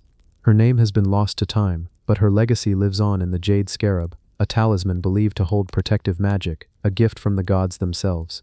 This scarab was discovered in a tomb, hidden beneath layers of earth and centuries of silence. The tomb was modest in size, nestled in the fertile floodplain far from the grand pyramids, yet rich with artifacts that spoke of a life both royal and deeply connected to the natural world. The jade gleams softly under the light, its surface polished smooth by the hands of ancient artisans. The scarab's wings are delicately etched, each line telling a story of life, death, and rebirth. The green of the jade echoes the river's lush banks, a color of renewal and hope. In ancient Egyptian culture, the scarab beetle symbolized the sun's daily journey, a creature that rolled the sun across the sky, bringing light and life to the world. To wear or carry a scarab was to carry a blessing, a shield against harm, and a promise of eternal renewal. The Nile Queen's scarab was more than a symbol. It was said to contain a small vial, hidden beneath its shell, filled with sacred Nile water, water believed to hold the power of the gods, capable of healing wounds and cleansing the spirit. This tiny vessel linked the queen not only to the physical river, but to its spiritual essence. The tomb's discovery revealed other treasures as well, delicate jewelry, woven linen robes, and painted pottery, each piece whispering secrets of the queen's reign and the world she inhabited. But it was the jade scarab that captivated hearts and minds, a jewel that seemed to pulse with a quiet, enduring life. Scholars have debated the origins of the jade, as Egypt itself had no known sources of the precious stone. Some suggest it came from distant lands, carried along ancient trade routes that linked Egypt to faraway places. The scarab thus becomes a symbol of connection between cultures, continents, and times. Holding the scarab invites a moment of stillness, a pause in the rush of modern life. The cool surface feels like a touch from the past, a gentle reminder that beneath the dust and sand lies a world of stories waiting to be told. At sunrise, the scarab seems to catch the first light, casting tiny green reflections that dance like flickering flames. In the quiet morning air, it is easy to imagine the Nile Queen herself, standing on her palace balcony, watching the river's slow flow and feeling the pulse of life in every breath. The scarab's magic is subtle but profound, a bridge between the earthly and the divine, between the fleeting present and the eternal cycle. It reminds us that even the smallest objects can hold immense power, and that the stories of those long gone continue to shape our world in unseen ways. As evening falls, the scarab's glow softens, mirroring the river's calm surface under the fading light. The night brings a blanket of stars, their distant shimmer echoing the mysteries held within this tiny piece of jade. In this stillness, the story of the Nile Queen and her scarab becomes a meditation on life itself, on change, resilience, and the quiet strength that flows beneath all things. And so the jade scarab rests, a silent guardian of ancient magic and forgotten dreams, waiting for the next soul to discover its gentle power and carry its story forward through time. The ancient Egyptian water systems and engineering secrets. Imagine standing on the banks of the Nile thousands of years ago. The sun hangs low in the sky, casting a golden light over a river that seems to stretch into eternity. Its waters move slowly, almost lazily. But to the people of ancient Egypt, this river was not just a body of water. It was the very heartbeat of their civilization. Without it, there would have been no cities, no pyramids, no kingdom to endure through the centuries. And yet, the Nile alone could not have shaped the Egypt we know today. The true genius lay in the way its people learned to control it. For generations, the Egyptians observed the river's yearly floods. They knew the signs, the change in the color of the water, the gradual rise in its level, the way it crept over the banks and spilled into the fields. The floods were both a blessing and a threat. Too little water meant famine, too much meant destruction. Finding a way to harness this unpredictable force became one of their greatest achievements, and it was here that the story of their remarkable water systems began. The first key to their success was timing. The Egyptians developed an agricultural calendar that revolved entirely around the Nile's flooding cycle. This calendar was not a simple list of days, it was a carefully observed pattern of natural events. They divided the year into 3 main seasons: Akia, the flooding season; Peret, the growing season; and Shemu, the harvest. Each season depended on the successful management of the river's water, and so they devised methods to capture and distribute it with precision. One of the oldest techniques they mastered was the basin irrigation system. They would build low mud walls around sections of farmland, creating shallow basins. When the flood came, these basins would trap the water, holding it for weeks. This slow release of moisture into the soil meant that crops could thrive long after the river had retreated. It was a system that required patience, coordination, and a deep understanding of the land's contours. Entire villages would work together to maintain the basins, repairing the walls and clearing debris before each flood season. But the Egyptians did not stop there. As their civilization grew, so too did the complexity of their engineering. They built canals that could divert water far from the main river channel, allowing them to farm areas that would otherwise have remained barren desert. Some of these canals were massive undertakings, stretching for kilometers and requiring the labor of thousands. Archaeological surveys have revealed traces of these waterways still etched into the landscape, faint reminders of an ancient network that once fed both people and livestock. Perhaps the most fascinating aspect of their system was their use of nilometers, stone structures designed to measure the water level of the Nile. Carved with precise markings, these measuring stations allowed priests and officials to predict the coming harvest and calculate taxes accordingly. The higher the water level, the more fertile the land would be, and the greater the yield of crops. This was more than just engineering, it was the foundation of their economic stability. In some cases, their water management reached astonishing levels of ingenuity. There are accounts suggesting that they experimented with lifting devices, such as the shadoof, a simple counterweighted lever that allowed farmers to raise water from canals into fields. This device, still used in rural parts of Egypt today, was one of the earliest examples of mechanical water lifting technology. It allowed for year-round irrigation, especially in areas not reached by the seasonal floods. Even in their grand monuments, traces of their hydraulic skill can be found. In temple complexes like Karnak and Luxor, carefully channeled water systems helped supply gardens, sacred lakes, and ceremonial pools. These were not purely decorative. They reflected a belief that water was a divine gift, a link between the mortal world and the gods. Maintaining these systems was a form of devotion as much as it was an act of engineering. As centuries passed, the political power of Egypt rose and fell, yet the relationship with the Nile remained constant. Rulers who understood the importance of water management were able to maintain stability. Those who neglected it saw their reigns crumble. It is no exaggeration to say that the mastery of water determined the survival of the state. Modern archaeological work continues to uncover the scale of these ancient systems. Satellite imagery has revealed long-forgotten canals buried beneath layers of sand, their paths tracing ghostly lines across the desert. Excavations have uncovered ancient sluice gates and stone-lined channels that speak of a knowledge both practical and advanced. Engineers today still study these designs, recognizing in them principles that remain relevant for modern irrigation. What is most striking is that the ancient Egyptians achieved all of this without the machinery, pumps, and advanced tools we take for granted. Their work was guided by observation, trial and error, and an unshakable connection to the rhythms of the natural world.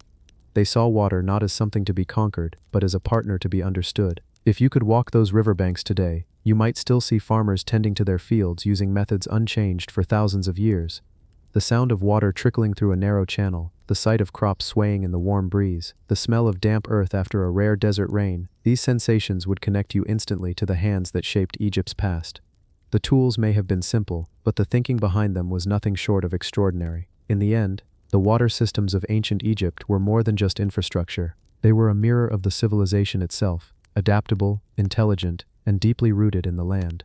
The river gave life, but it was human ingenuity that transformed that gift into an empire, and perhaps that is the real legacy of these ancient engineers.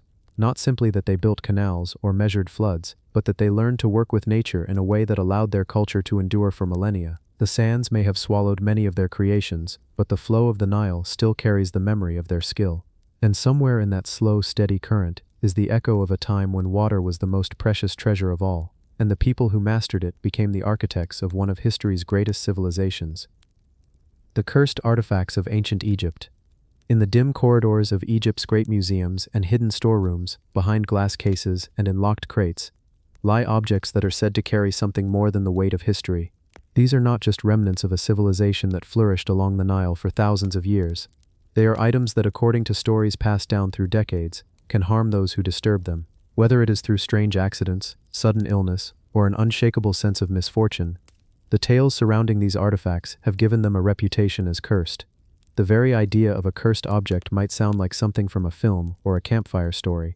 But for many researchers, explorers, and collectors, these stories are part of the reality they've had to face.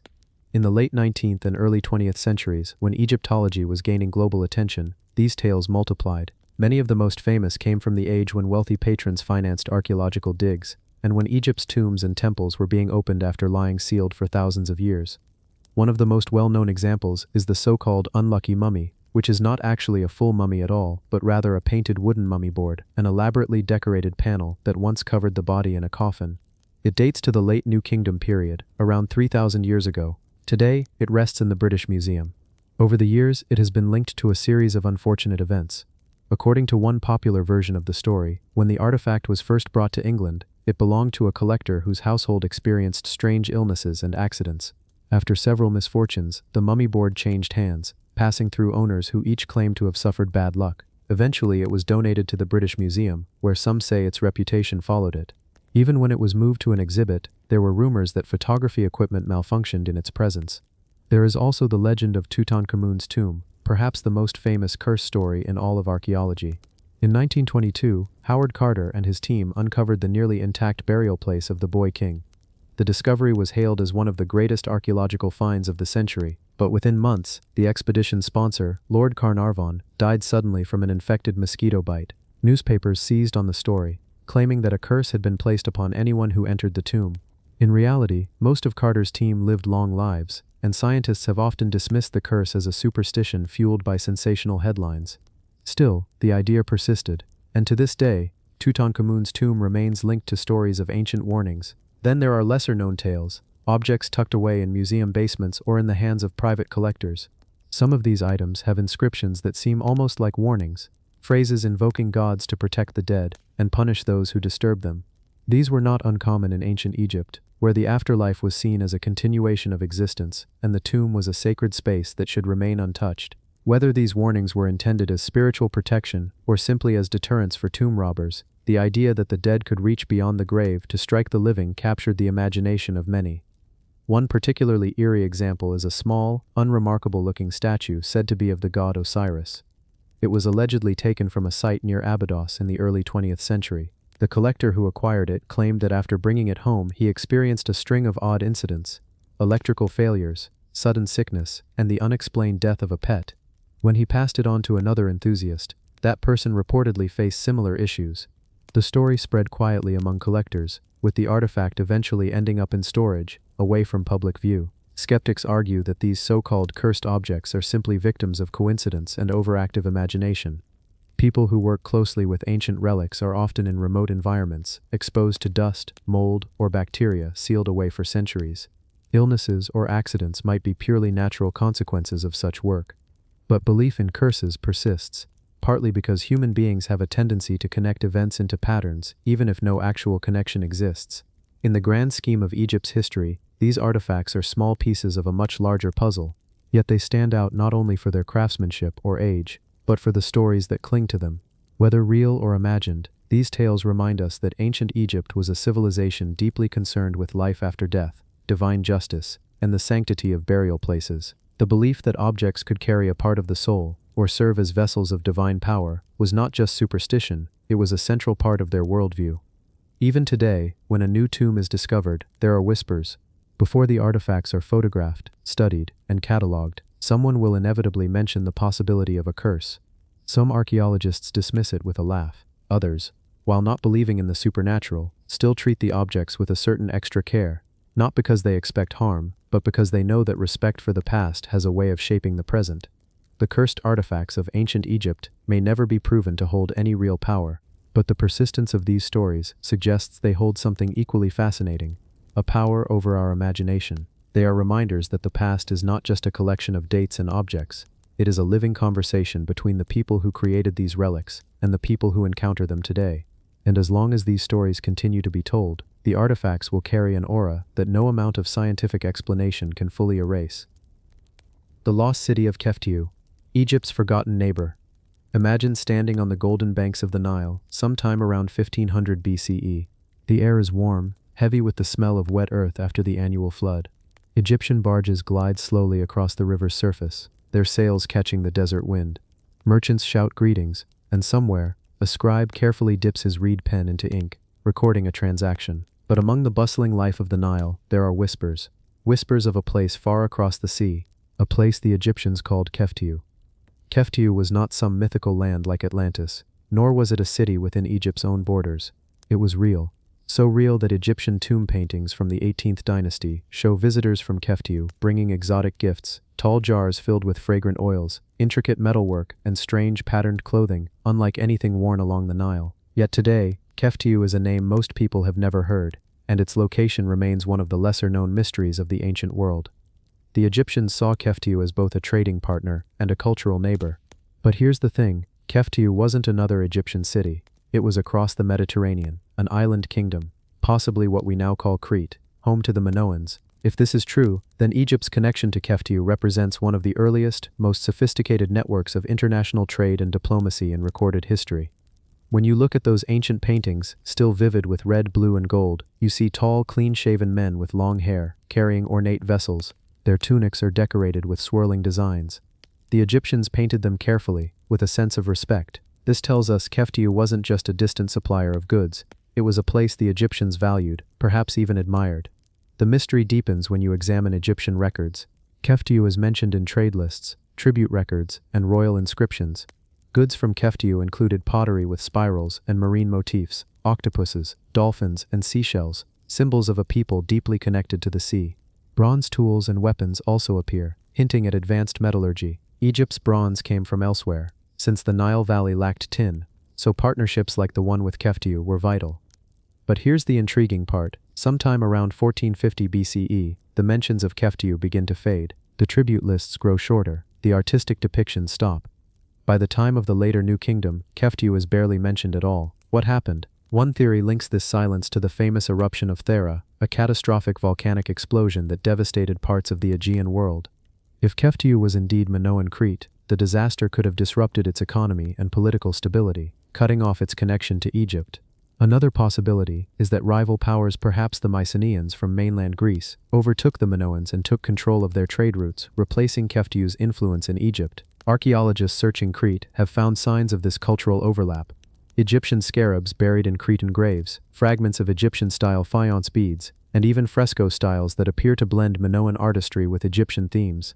It's like looking at a friendship frozen in time, two great civilizations, separated by the sea, but linked by a shared appreciation for beauty, craftsmanship, and trade. In the tomb of Rekhmire, a high official in Thebes, the paintings of Keftiu visitors stand out. Rekhmire recorded the arrival of delegations bringing goods not only from Nubia and the Levant, but also from this mysterious island kingdom. It's striking that the Egyptians depicted them in a way that emphasized their uniqueness, not assimilated, but proudly foreign.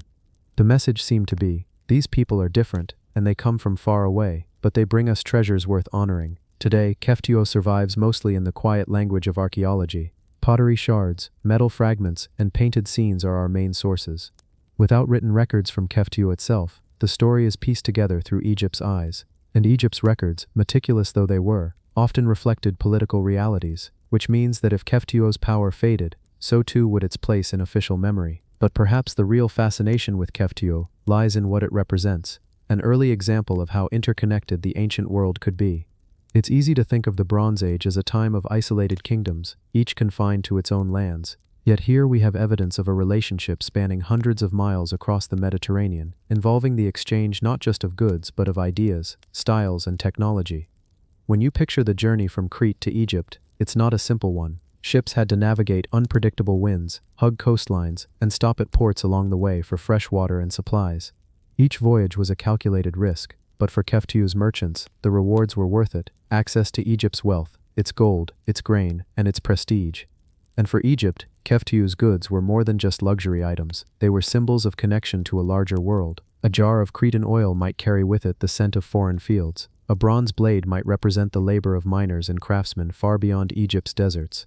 Standing in the Egyptian Museum today, you can still see some of these artifacts, though their labels might not say Keftiu. Instead, they'll be classified under AI or Minoan. But if you know the story, you can trace the journey from the island workshops, across the sea, up the Nile, and into the storerooms of Egypt's elite. The lost city of Keftiu remains partly hidden, not because it has vanished entirely, but because it sits in the space between two great civilizations.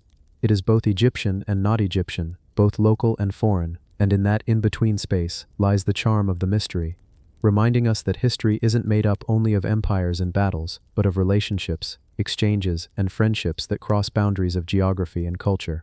Perhaps one day, more of Keftiu's own voice will be found, an inscription, a cache of documents, something that tells the story from the other side. Until then, we look at Egypt's art and imagine the long voyages, the formal greetings in palace halls, and the unspoken understanding between two peoples separated by water but joined by trade and respect.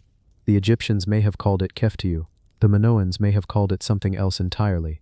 But to us, it remains a reminder that even in the ancient world, neighbors could be far away, and yet closer than we think. The pharaoh's flying machines, ancient depictions and theories. In the dimly lit chambers of certain ancient Egyptian temples, there are carvings that seem to whisper of a reality far stranger than the one we think we know. They are etched into the stone walls with the same precision and care as any hieroglyphic inscription about crops, taxes, or royal decrees. Yet their shapes do not resemble chariots or riverboats. Instead, they bear uncanny outlines that some say look like aircraft. Sleek bodies, curved wings, vertical tails, details that seem almost too modern to have come from a civilization that thrived over 3,000 years ago. It is a subject that has stirred debates for decades. To some, these carvings are misinterpreted symbols, perhaps layered hieroglyphs caused by centuries of erosion and recarving. But to others, they are deliberate records, echoes of a knowledge long lost. The idea that the pharaohs may have commanded machines capable of flight might sound impossible, yet the stones do not seem eager to dismiss the claim. One of the most discussed examples lies in the Temple of Seti I at Abydos. High above the doorway in a section that most visitors overlook, there is a panel where overlapping carvings seem to reveal shapes akin to a modern helicopter, a small aircraft, and even something resembling a futuristic craft with wings swept forward. Egyptologists have their explanations, a process called palimpsest, where one inscription is carved over another, creating accidental composite shapes. But the problem is, even when explained this way, the coincidence feels extraordinary. How could overlapping hieroglyphs produce something so distinctly mechanical, so eerily similar to machines that would not appear until thousands of years later? Theories have sprouted like the papyrus reeds along the Nile. Some researchers propose that these are stylized depictions of ceremonial objects, symbols of royal authority mistaken for technology by modern eyes. Others take a more adventurous path, suggesting that these are literal memories of flying craft that once soared over the desert skies. They speculate about a time before recorded history when advanced technology existed, only to be lost to disaster or deliberately hidden. It's worth remembering that the ancient Egyptians were master engineers. They aligned massive monuments with pinpoint astronomical accuracy, transported blocks weighing hundreds of tons without wheels, and developed irrigation systems that could tame the unpredictable Nile. If they could do all this, could they have done more than we realize? Could some genius, known only to a select priesthood, have unlocked the secrets of flight? Those who believe in the ancient technology theory point to other unusual Egyptian artifacts. Small, aerodynamic bird-shaped carvings and models have been discovered, the most famous being the Saqqara bird, a small wooden figure from around 200 BCE that some believe could be a model glider. Officially, it's labeled as a toy or ceremonial item, but the smooth curves of its wings and the absence of legs make it look more like an engineered craft than a decorative trinket. And then there are the myths. In certain Egyptian stories, there are references to the gods traveling across the sky in boats of the sun, or vessels that could traverse both the heavens and the underworld. These were usually interpreted as symbolic, the sun god Ra crossing the sky each day. But some take these as hints of actual flying machines, described in the only language the ancient scribes had available. If such machines existed, they would have been tools of divine power, restricted to the ruling elite, perhaps the pharaohs themselves. The possibility of flight in the ancient world also connects Egypt to other mysterious civilizations. In India, ancient Sanskrit texts speak of vimanas, flying palaces, and chariots of the gods. In the pre-Columbian Americas, legends tell of sky beings who descended to teach agriculture and architecture. Could there be a shared memory here, scattered across cultures separated by oceans and millennia? Skeptics remind us to tread carefully. History is filled with examples of overinterpretation, of seeing the familiar in the unfamiliar. A helicopter carved in stone might simply be an illusion created by damaged glyphs. The Saqqara bird might simply be a child's toy. Yet even skeptics admit there is something tantalizing about these shapes and stories. They pull at the edge of what we accept as possible. Imagine for a moment, the year is 1250 BCE. The sun is low over the desert. The air is still, shimmering with heat. On the horizon, a strange craft glides silently, its shadow stretching over the golden sands. The peasants working along the irrigation canals drop their baskets and stare upward. For them it is a vision of the divine, perhaps a visit from the gods themselves. For the pharaoh, it is a tool of state power, able to cross vast distances in a fraction of the time. Such a scene may never have happened, or perhaps it happened many times, its memory eroded away like the inscriptions on the temple walls. As you stand in the temple of Seti, gazing at the mysterious carvings high above, you feel the pull of two worlds, one bound by the history we know, and one that whispers of lost chapters. Whether these are mere accidents of stonework or windows into a forgotten age, they remind us that history is never complete. There are always details hiding in the shadows, waiting for someone to look up and wonder. And perhaps that is the real gift of the pharaoh's flying machines, not the possibility of ancient flight itself, but the enduring mystery, the way a single carving can ignite debates across generations, the way it makes us question the limits of the past, the way it challenges us to admit that, just maybe, the ancient world was stranger and more advanced than we have dared to believe. The underground city beneath Luxor. In the stillness of the Egyptian desert, where the sands hold the breath of thousands of years, there is a place where history clings to every grain. Luxor, once the ancient city of Thebes, is already a place of wonders. Visitors walk among towering columns at Karnak, wander the grand halls of the Luxor temple, and gaze across the Nile to the Valley of the Kings, where pharaohs were laid to rest in golden splendor. But beneath the bustling modern streets and the familiar archaeological marvels, there are whispers of something else, something hidden from plain sight. Rumors speak of an underground world beneath Luxor, a vast network of chambers, tunnels, and perhaps even an entire city buried below. The idea may sound like a story fit for the pages of an explorer's journal, but fragments of evidence have been surfacing for decades, enough to make even the most skeptical historians wonder if something extraordinary lies beneath their feet. Local guides tell stories passed down through generations of strange doorways uncovered during construction projects, quickly sealed again by officials. Others recall hearing hollow echoes when heavy carts pass along certain streets, as though there is empty space beneath the stone. Archaeologists, of course, tread carefully when speaking of such things, but a few have hinted that the ancient Egyptians were far more ambitious with their subterranean designs than most people realize. The official history of Luxor does acknowledge underground structures, tombs, storage chambers, and passages connecting temples to the Nile, but these are seen as isolated features. Yet some pieces of evidence suggest that these underground works were not separate, but interconnected. Imagine for a moment descending through a narrow stone staircase from one of the temples, your torchlight flickering on polished walls. The air grows cooler. You pass through arched corridors, carved with intricate hieroglyphs telling forgotten stories. You hear the faint trickle of water from hidden channels. Then you enter a chamber so large it swallows the light. A subterranean hall supported by massive columns, the ceiling lost in shadow. Could such a place truly exist beneath Luxor? Some believe it could. A 20th-century British archaeologist, while studying the Karnak complex, claimed to have found indications of an underground gallery stretching toward the Nile's edge. His notes, now kept in a private archive, mentioned carved niches, sealed doorways, and walls that bore symbols he had never seen in any other Egyptian site. He was unable to fully excavate due to rising water levels and political restrictions. Then there is the matter of the Nile itself. Ancient Egyptian engineers were masters of water control, and some historians suspect that large underground reservoirs once existed to store and redirect river water during droughts. If so, the underground passages could have doubled as both defensive infrastructure and hidden lifelines for the city. Such designs would have required incredible planning and resources, but the same civilization that built the pyramids and transported massive obelisks was certainly capable of such feats. In recent decades, ground-penetrating radar surveys have been conducted in parts of Luxor, revealing anomalies that could indicate voids beneath the surface. The Egyptian Ministry of Antiquities has publicly attributed many of these findings to natural geological formations.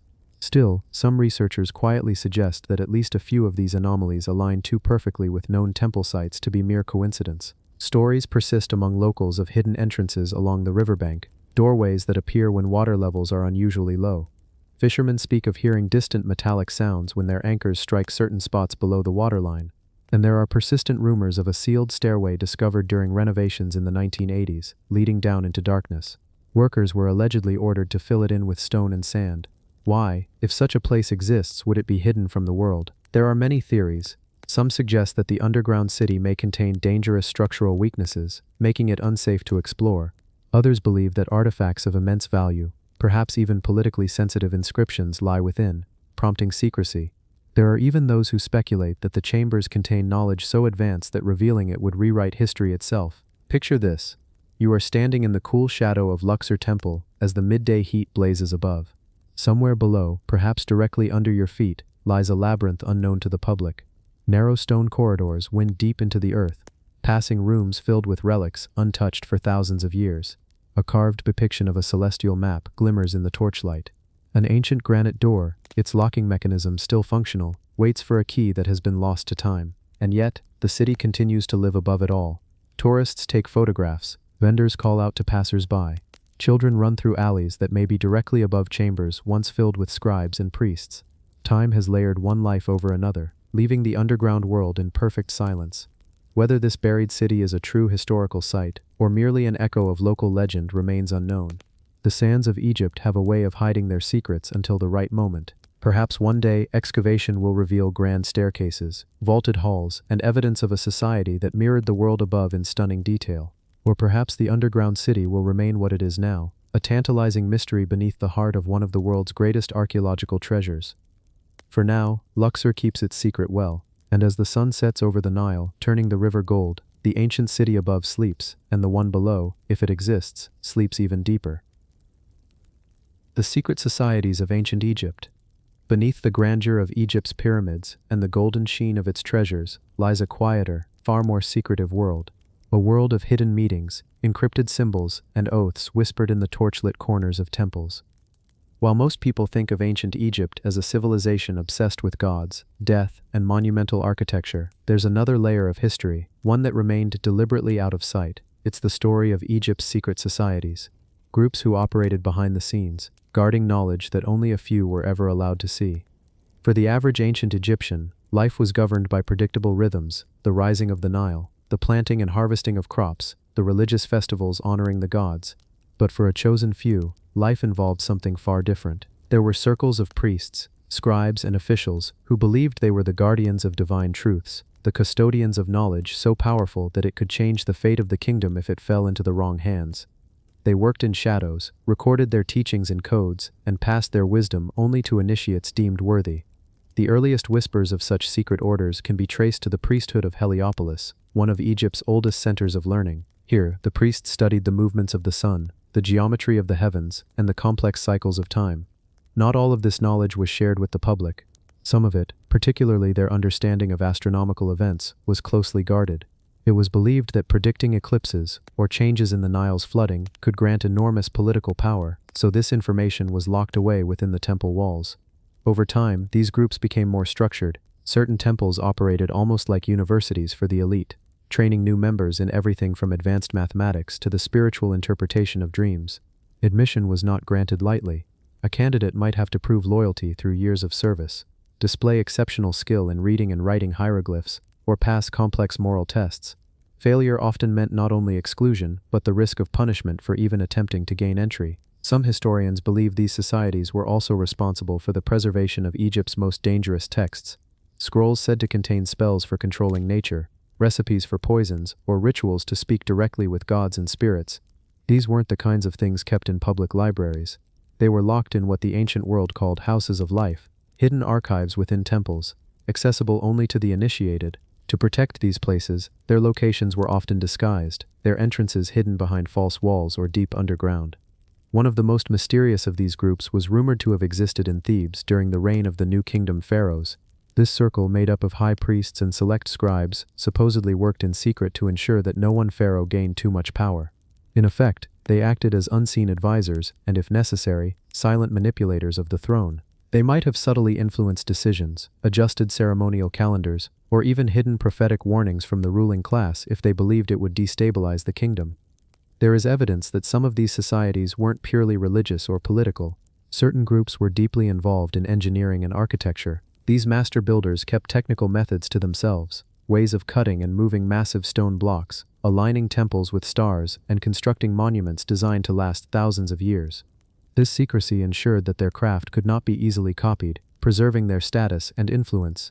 Even in death, members of these secret orders were treated differently. While most Egyptians had tombs marked with symbols and prayers for the afterlife, initiates were sometimes buried with cryptic inscriptions or unusual amulets that modern archaeologists still struggle to interpret. In some cases, the meaning of these symbols seems to have been intentionally obscured, perhaps to hide the identity of the person's role in life, or to carry a final coded message to those who came after. What makes these secret societies so fascinating is that they operated in a culture already steeped in mystery. Egypt's temples, hieroglyphs, and funerary rituals are enigmatic enough to the modern eye. But when you consider that there were deeper layers hidden beneath the public rituals, layers known only to a select few, it becomes clear just how much of Egypt's true history may still be buried. Today, much of what we know about these groups comes from scattered inscriptions, papyrus fragments, and the writings of later historians like Herodotus. But even these sources are incomplete. They hint at passwords, symbolic initiations, and carefully guarded myths, but rarely provide full explanations. It's as if the ancient members took their oaths so seriously that even thousands of years later, the full picture remains just out of reach. As archaeologists continue to work in Egypt, occasionally a discovery hints at these shadowy networks. A hidden chamber beneath a temple, a set of unusual markings on a priest's tomb, a papyrus written in a script so rare that only a handful of examples exist in the world. Each new find offers a fragment of a larger puzzle, yet the whole design stays hidden. Perhaps that's exactly how the ancient members wanted it. For them, secrecy wasn't just about controlling knowledge, it was about preserving the balance of their world. If too much power fell into the wrong hands, the harmony between gods, rulers, and people could collapse. And so, the true depth of Egypt's secret societies remains locked away, just as it was thousands of years ago, waiting for the day when someone finds the final missing key. The secret chambers of King Tut's tomb. When the British archaeologist Howard Carter brushed away the sands of the Valley of the Kings in 1922 and peered into the untouched resting place of Tutankhamun, the world thought it had witnessed the greatest Egyptian discovery of all time. The golden mask, the chariots, the jewelry. It seemed like every treasure of the boy king had been unearthed in one miraculous find. But over the past century, whispers have persisted among Egyptologists that Carter's grand discovery was not the end of the story, only the beginning. For behind the painted walls of Tutankhamun's burial chamber, some believe there may lie rooms no one has ever entered in over 3,000 years, rooms that could rewrite the history of ancient Egypt itself. It began with the unusual layout of the tomb. Tutankhamun's burial site is smaller than any other royal tomb of the period, almost cramped compared to the grandeur expected for a pharaoh. The walls are hastily decorated, the corridors narrow, the chambers awkwardly aligned. Some scholars argued this was due to the boy king's unexpected death, his burial rushed, perhaps even in a tomb originally meant for someone else. Yet others looked at the architecture and saw something more intriguing, the possibility of hidden doors sealed in antiquity. In 2015, British Egyptologist Nicholas Reeves brought these suspicions back into the spotlight. Studying high-resolution scans of the tomb's walls, Reeves noticed subtle lines, faint as a breath, beneath the plaster and paint. To his trained eye, these lines looked very much like the outlines of doorways, one on the north wall, another on the west. Could Tutankhamun's burial chamber actually be a small annex carved into a much larger, older tomb? Reeves speculated that the hidden rooms might even contain the resting place of Queen Nefertiti, the enigmatic wife of Akhenaten, whose own tomb has never been found. If true, the implications would be staggering. Tutankhamun's tomb would no longer just be a treasure chest of golden artifacts, but a gateway into one of the greatest mysteries of Egyptian history, the fate of a queen who may have ruled as a pharaoh in her own right. Yet entering such chambers is far from simple. The painted walls of Tut's tomb are more than decoration. They are fragile, irreplaceable works of art over 3,000 years old. To break through them recklessly would be to destroy priceless history. Instead, scientists turned to non-invasive techniques. Ground-penetrating radar scans were conducted, and the results were tantalizing. In the data, anomalies appeared behind the walls, differences in density suggesting hollow spaces where solid rock should have been. The excitement in the archaeological community reached a fever pitch. Were these the very chambers Reeves had predicted? Could Nefertiti, or some other royal figure, still lie in the shadows beyond the painted scenes of Tutankhamun's afterlife? But as with all great mysteries, the evidence was not without controversy. Follow-up scans by different teams produced conflicting results.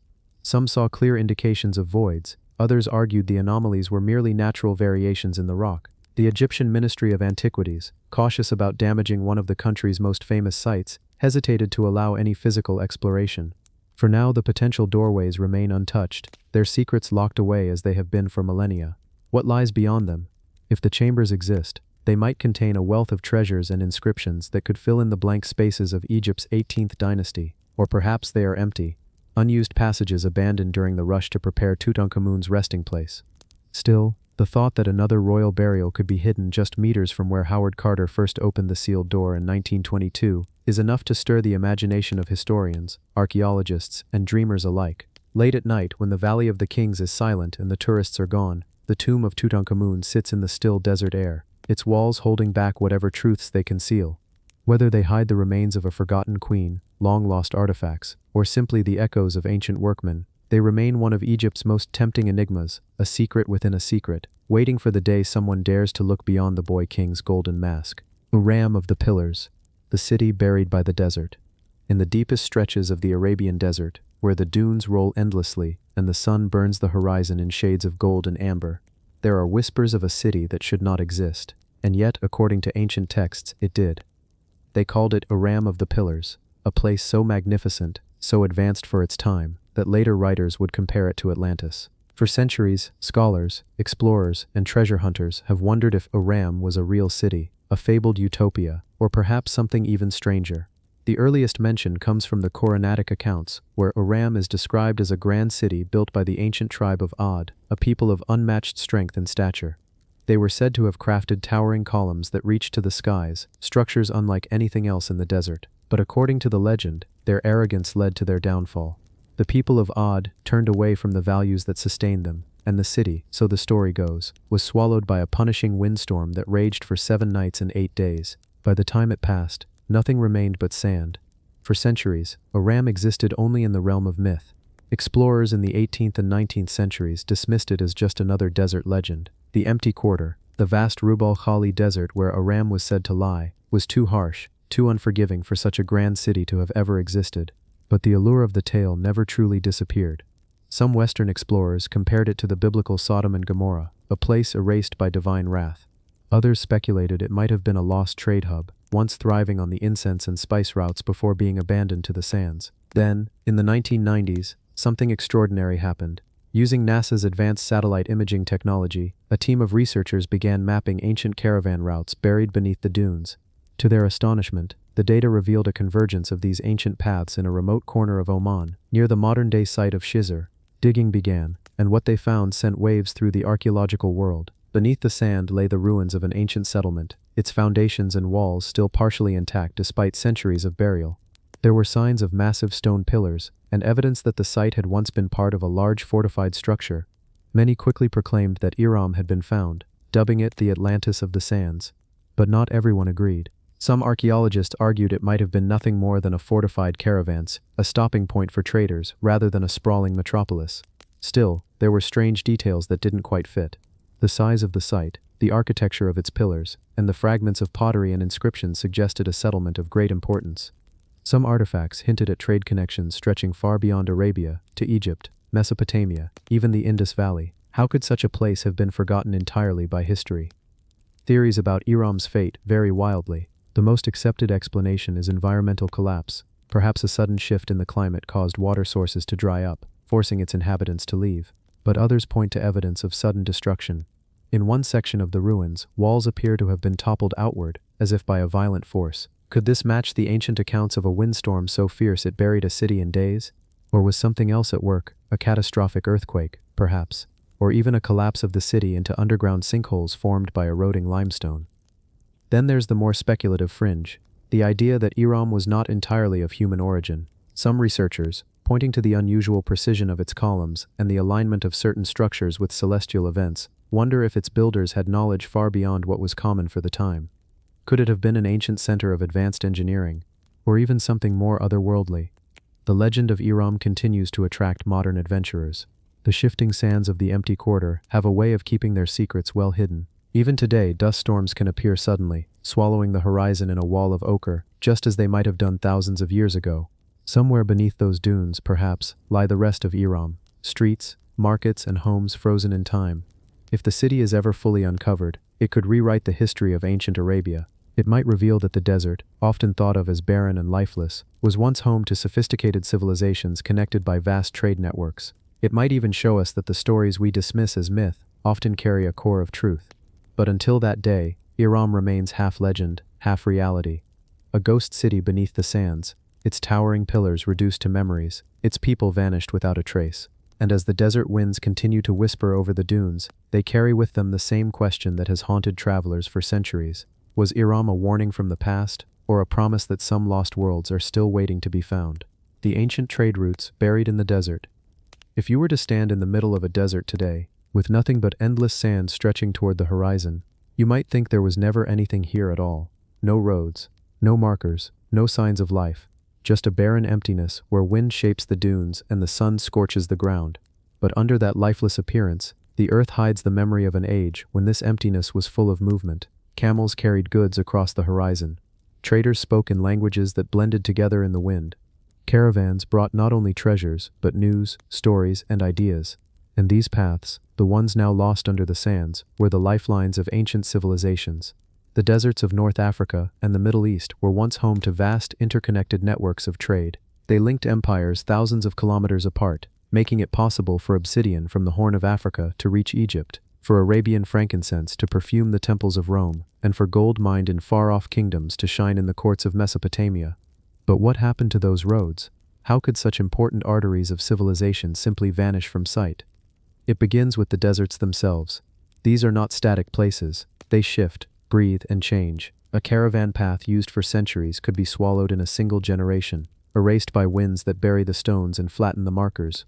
What remains is hidden, buried in layers of sand, only revealed when chance or science uncovers them. And every time a lost trade route is rediscovered, it forces historians to rewrite parts of the story we thought we knew. One of the most intriguing examples lies in the Sahara. Today, the Sahara is the largest hot desert in the world, stretching across 11 countries. But thousands of years ago, it wasn't the dry, unforgiving place we know now. It was greener, with seasonal rivers, lakes, and even grasslands in some regions. Ancient traders didn't have to cross endless dunes. They traveled through oases and watering points that have since disappeared. Archaeologists have found petroglyphs of cattle and wildlife in places where now there is only bare rock, a reminder of a time when these routes were alive with both nature and human activity.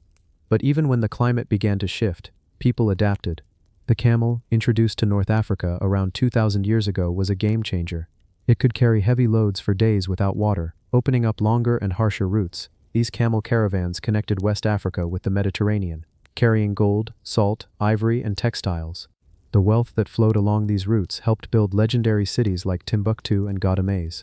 Yet many of the exact roads they traveled have been lost, their precise locations erased by centuries of drifting sand.